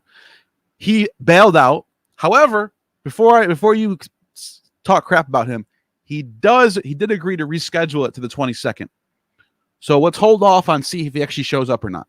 Okay. My guess is that he won't, but hey, I might be wrong.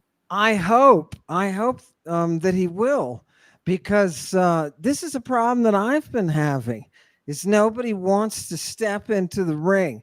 Right. And I think it's cowardly. I think it's really cowardly. If you're willing to go out there on YouTube and say anything about these texts and these religions, why won't you talk to somebody who's got maybe some evidence that you should look at, right? It's just scientifically, it's nothing else. Dunks. They want the easy slam dunks. They go on TikTok and they find that one moron who wants to make the dumbest claims in the world, and then slam dunk on this person, the easiest low hanging fruit in the world, and then get all this praise for being this great public facing scholar that's refuting misinformation out there that nobody actually believes anyway. So you're not. It's like, what do we do? You're just.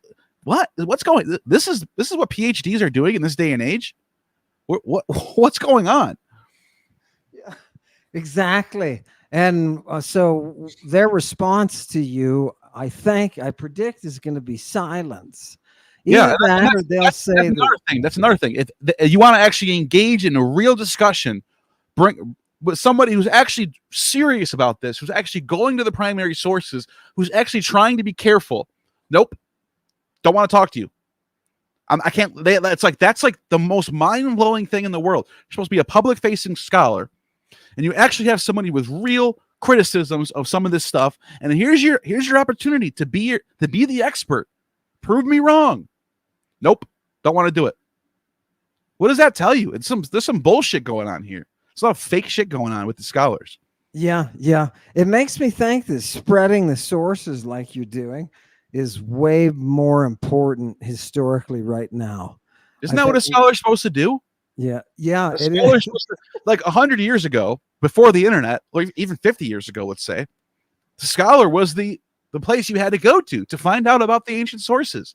There was no internet, and you're not printing out books like they do today. There's no Amazon. You had to go to a library, or you had to go to a university and learn from an expert.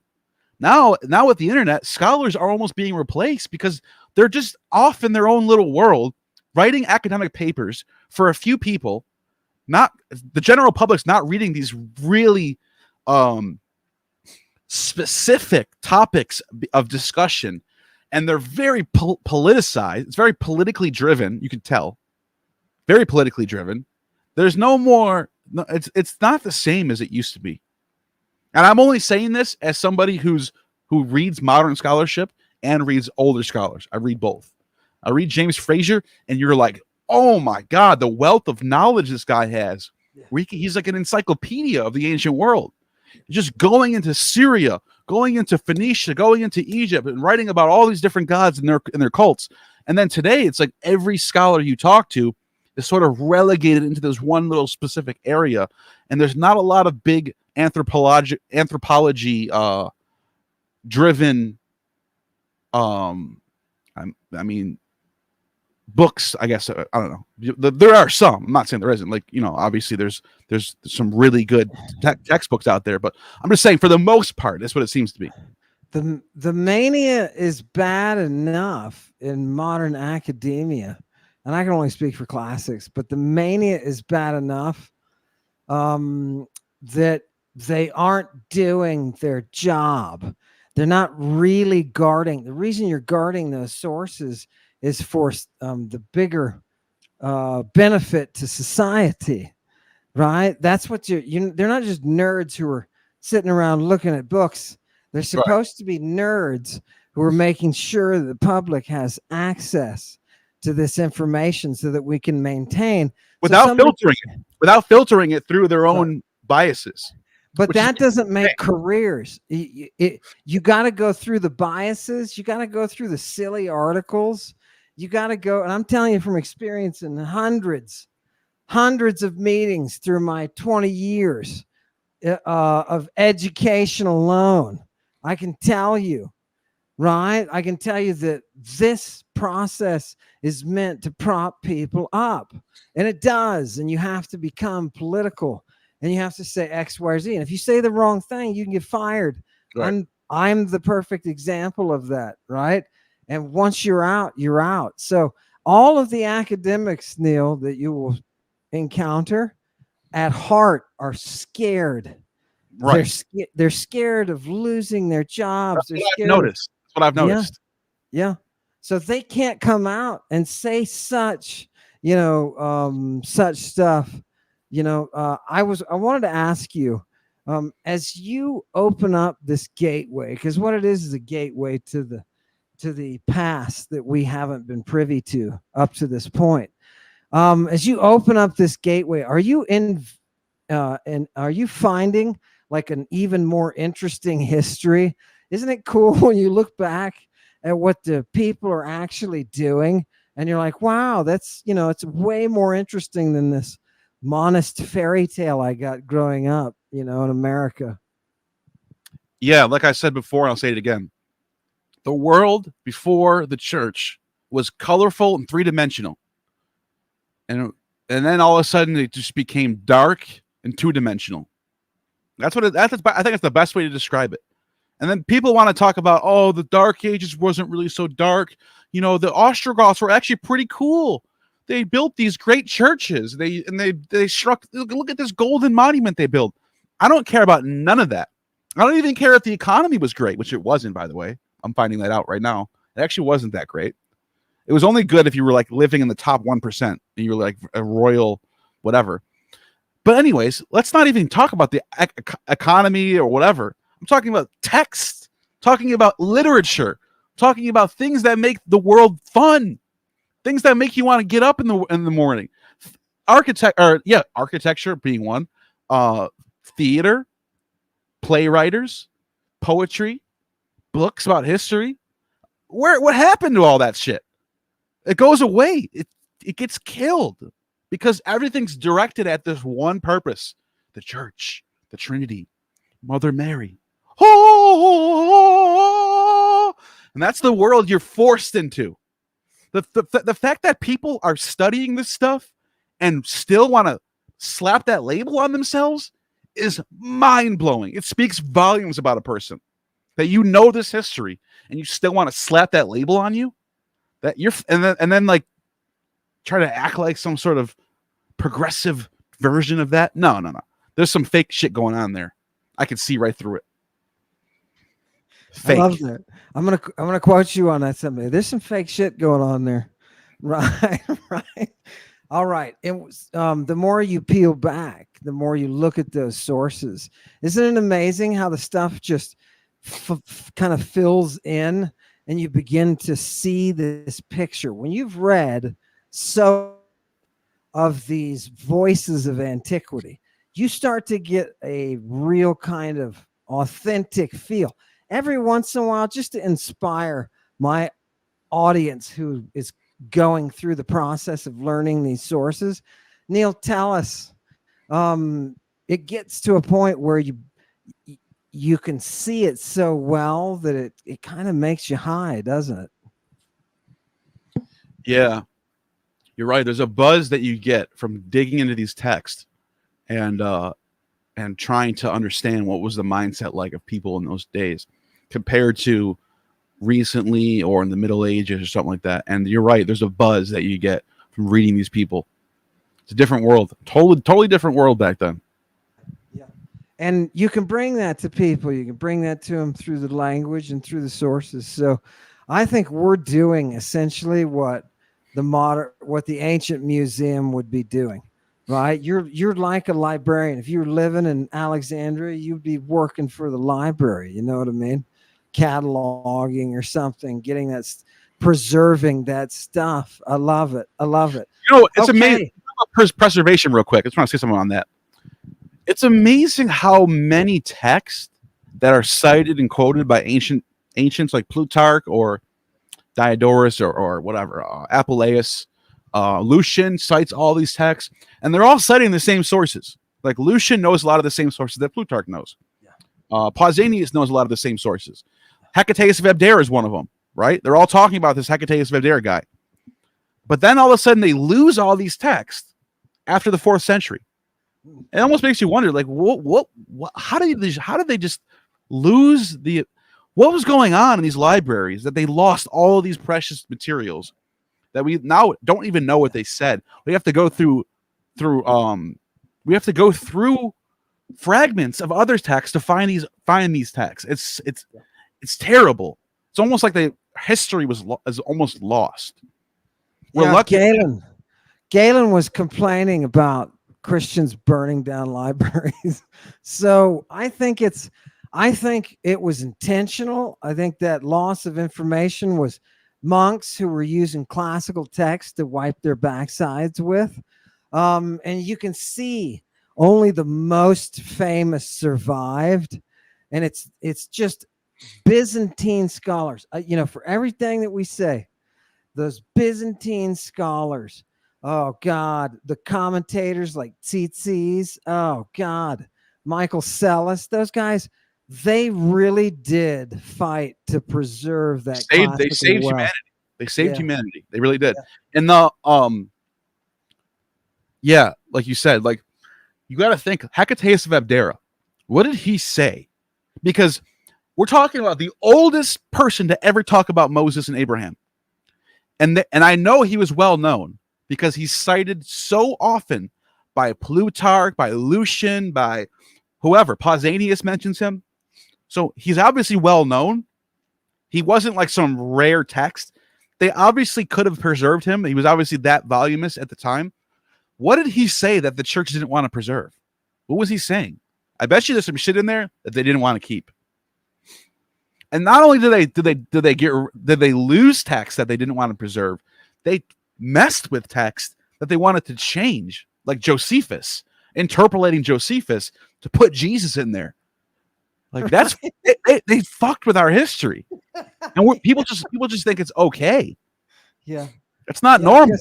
Because for us, you couldn't do that. For us today, you can't fake those. I mean, you can like fake digital. You'll lose your career. You're done. That's horrible to do that. But we have all of those sources. All we need to do is go back to those sources. And when you start reading that stuff, doesn't it? I'm telling you, it's a drug. It's a complete drug.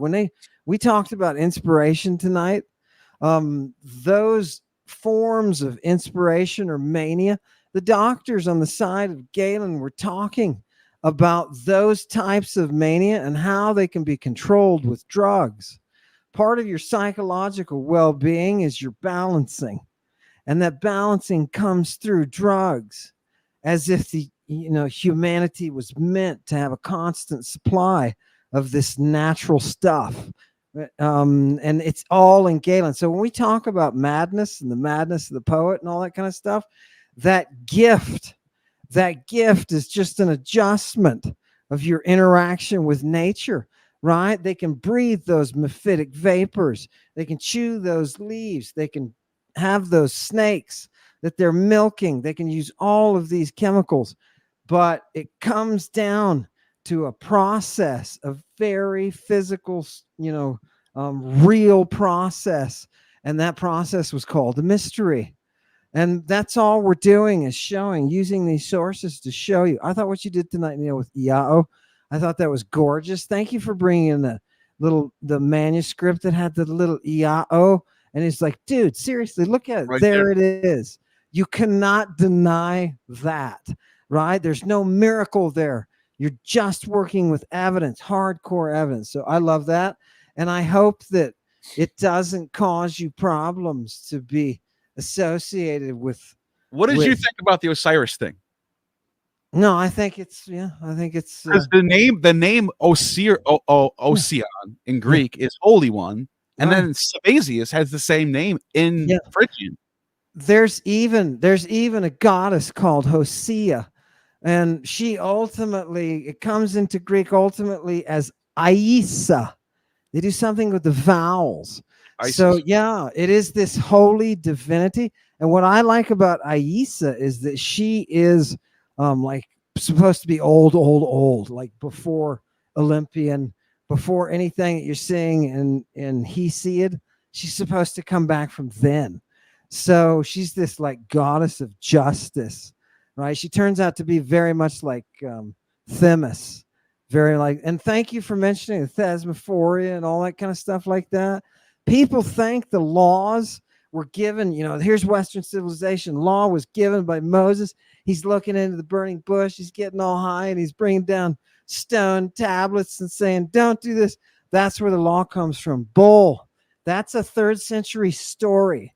You already have legal precedent already in Greece just through this agency, right? Of oracles, all that kind of stuff.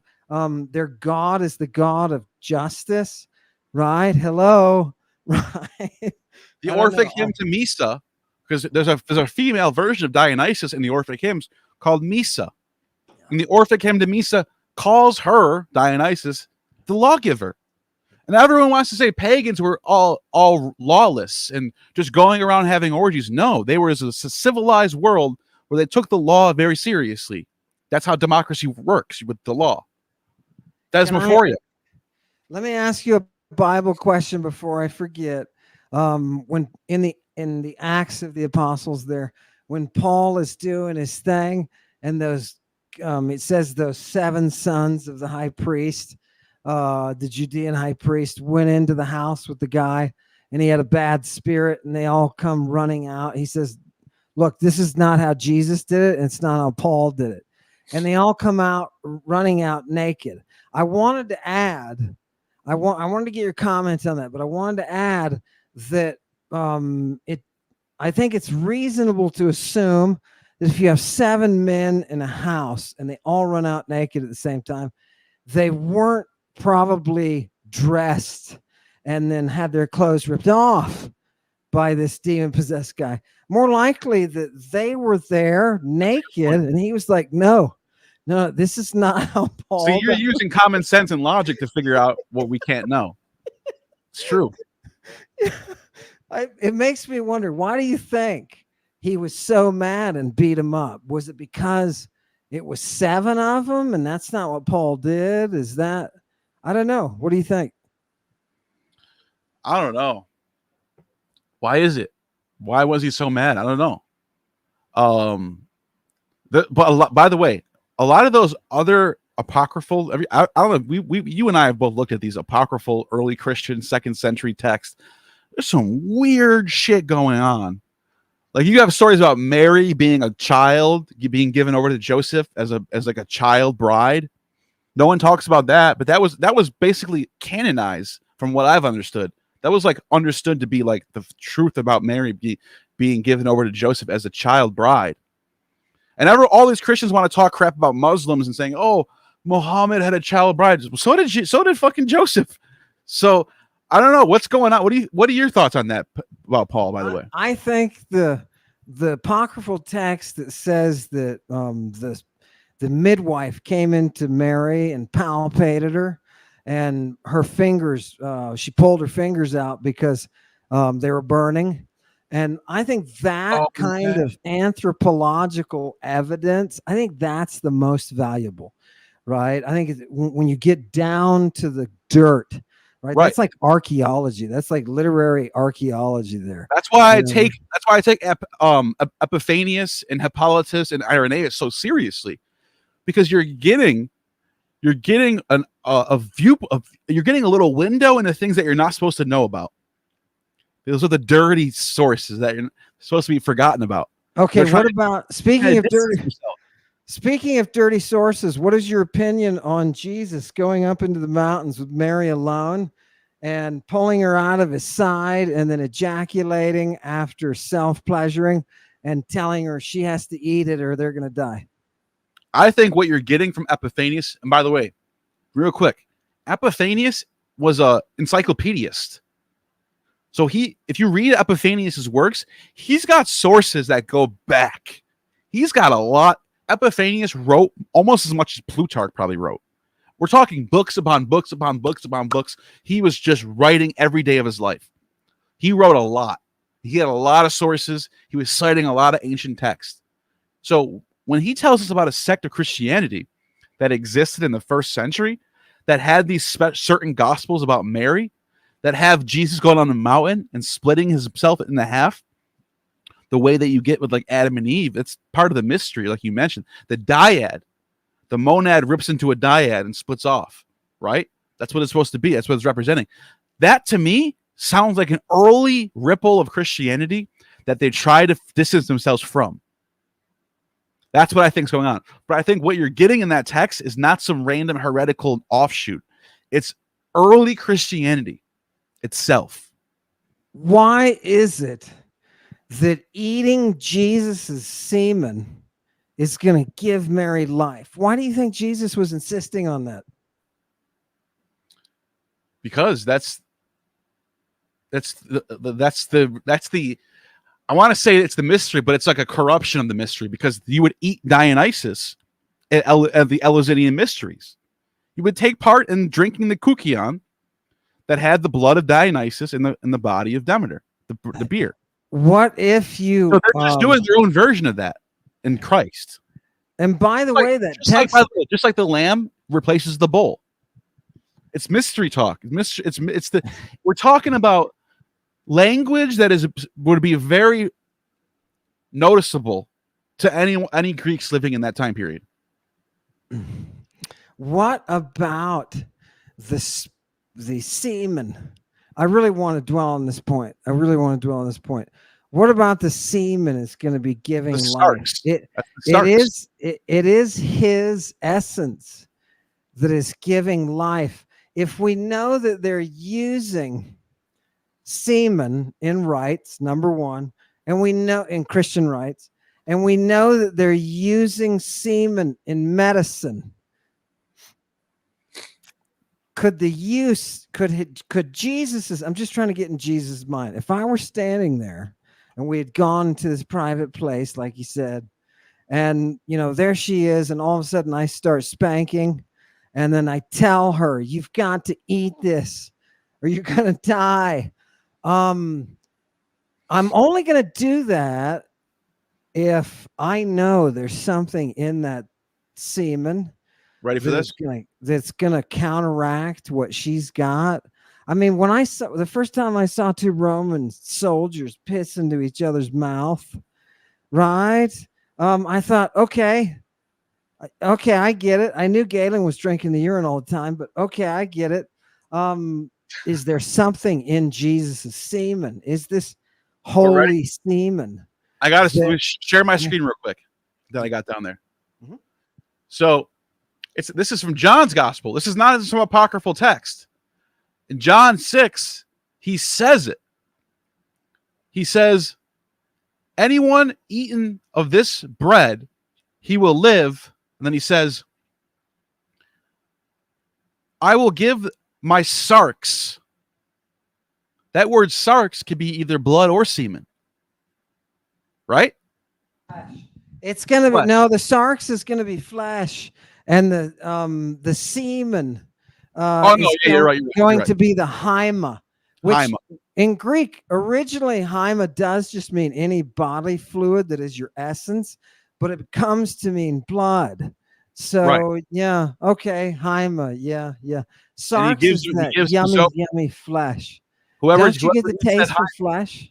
yeah, whoever eats the hyma, whoever drinks the hyma and eats the sarks gets to be Zoe. Yeah. And that's what he's talking about when he splits himself off.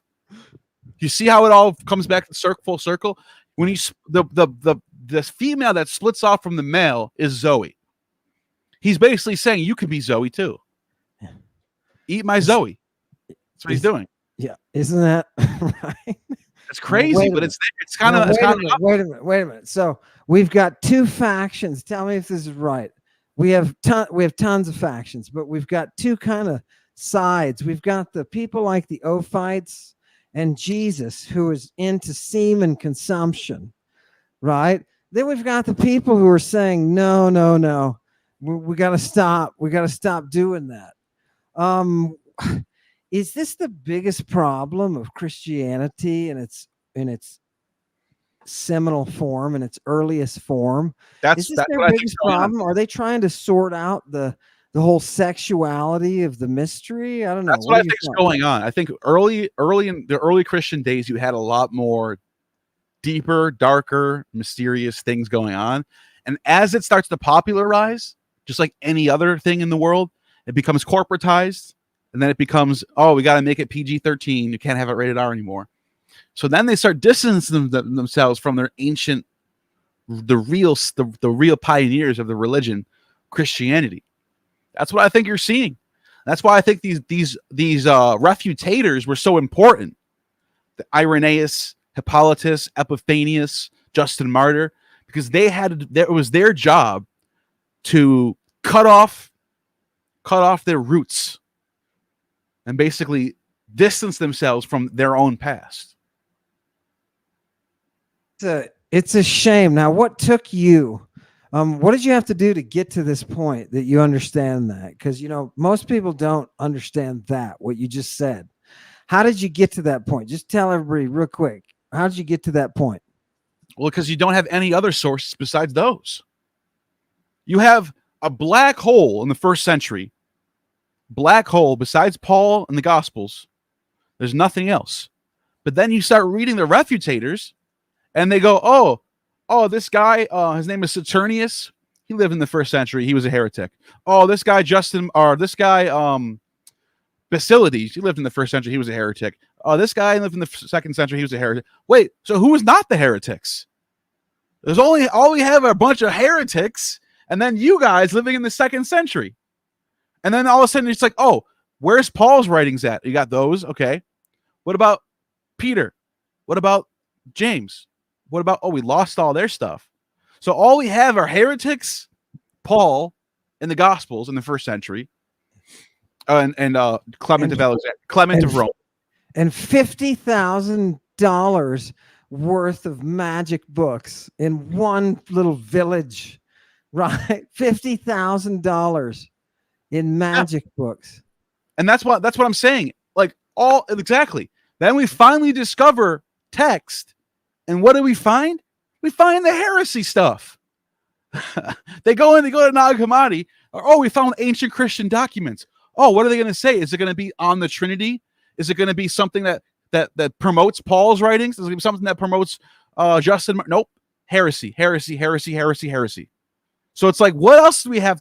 What you have nothing else but heresy. That makes me think that the heresy was the real Christianity. It's just very simple. Yeah. We have a duty. I love it. We have a duty to keep this stuff out in the public and to let people know, for humanity to know, because you're painting a very different picture. But what it does is you're creating right now the type of comments that I get, which is, oh, now it makes sense. I always thought something was wrong. you can actually see from what you're doing with the sources, you can kind of shine light on what the movements in Christianity were and how they took over and destroyed classical civilization. And that classical civilization had to bubble up over time in the Renaissance, Enlightenment, right? Oh God, I love it. It's a long line, man. My hat's off to you for being one of those documentarians. People, remember, they will burn statues of Gnostic informant, right? They will burn them in effigy, and then 400 years later they'll burn them into bronze. They'll make a statue of him, and they'll say, this guy was good, which we always do.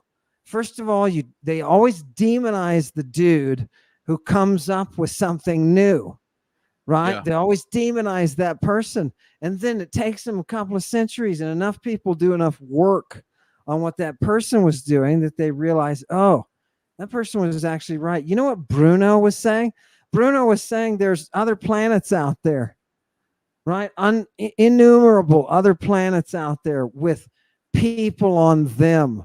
Imagine, right? Gorgeous. That was heresy. That was heresy at first, right? Right. Because everything has to revolve around Earth. Where the whole and Jerusalem is in the middle. Right. That was the universe that was the cosmos of the church forever. Right. Set us free. Give us the sources. That's where the beauty is. Thank you for coming tonight, Neil. Tell us if there's anything we need to look out for coming out soon or anything. Yeah, I got some stuff coming out very soon this weekend, so look out for it. You don't have to tell us what it is. That's cool. You'll see what it is. You'll see what it is. All right, good. A refutation, a good one. A refutation. Oh, that leaves it off. Perfect. Exciting. Okay. Satanic Congregation, thank you for coming and for supporting this venture, this dual venture tonight between myself and Gnostic. Thank you for your attention, and hail Satan. Hail Satan. Gates of Babylon, Dragon Lady of the Lake, Snake Venom Dream Section, Malachite, Purple Ion, House of Frankenstein, Violent Rain Rhymes, Medulla hold the flame, Athena in the sky, Diamond Sharp on a magic carpet, I fly, the man who laughs, wear a mask, 808 thump, make these bitches jump. Posse out on Broadway, Dr. Doom, bass go boom, shake you all up, Kush, you begin the place, boom, magic is medicine, wish you would, shake you all up, Kush, you begin the place, boom, magic is medicine, wish you would, Jeepers Creepers, my Athena. Yeah.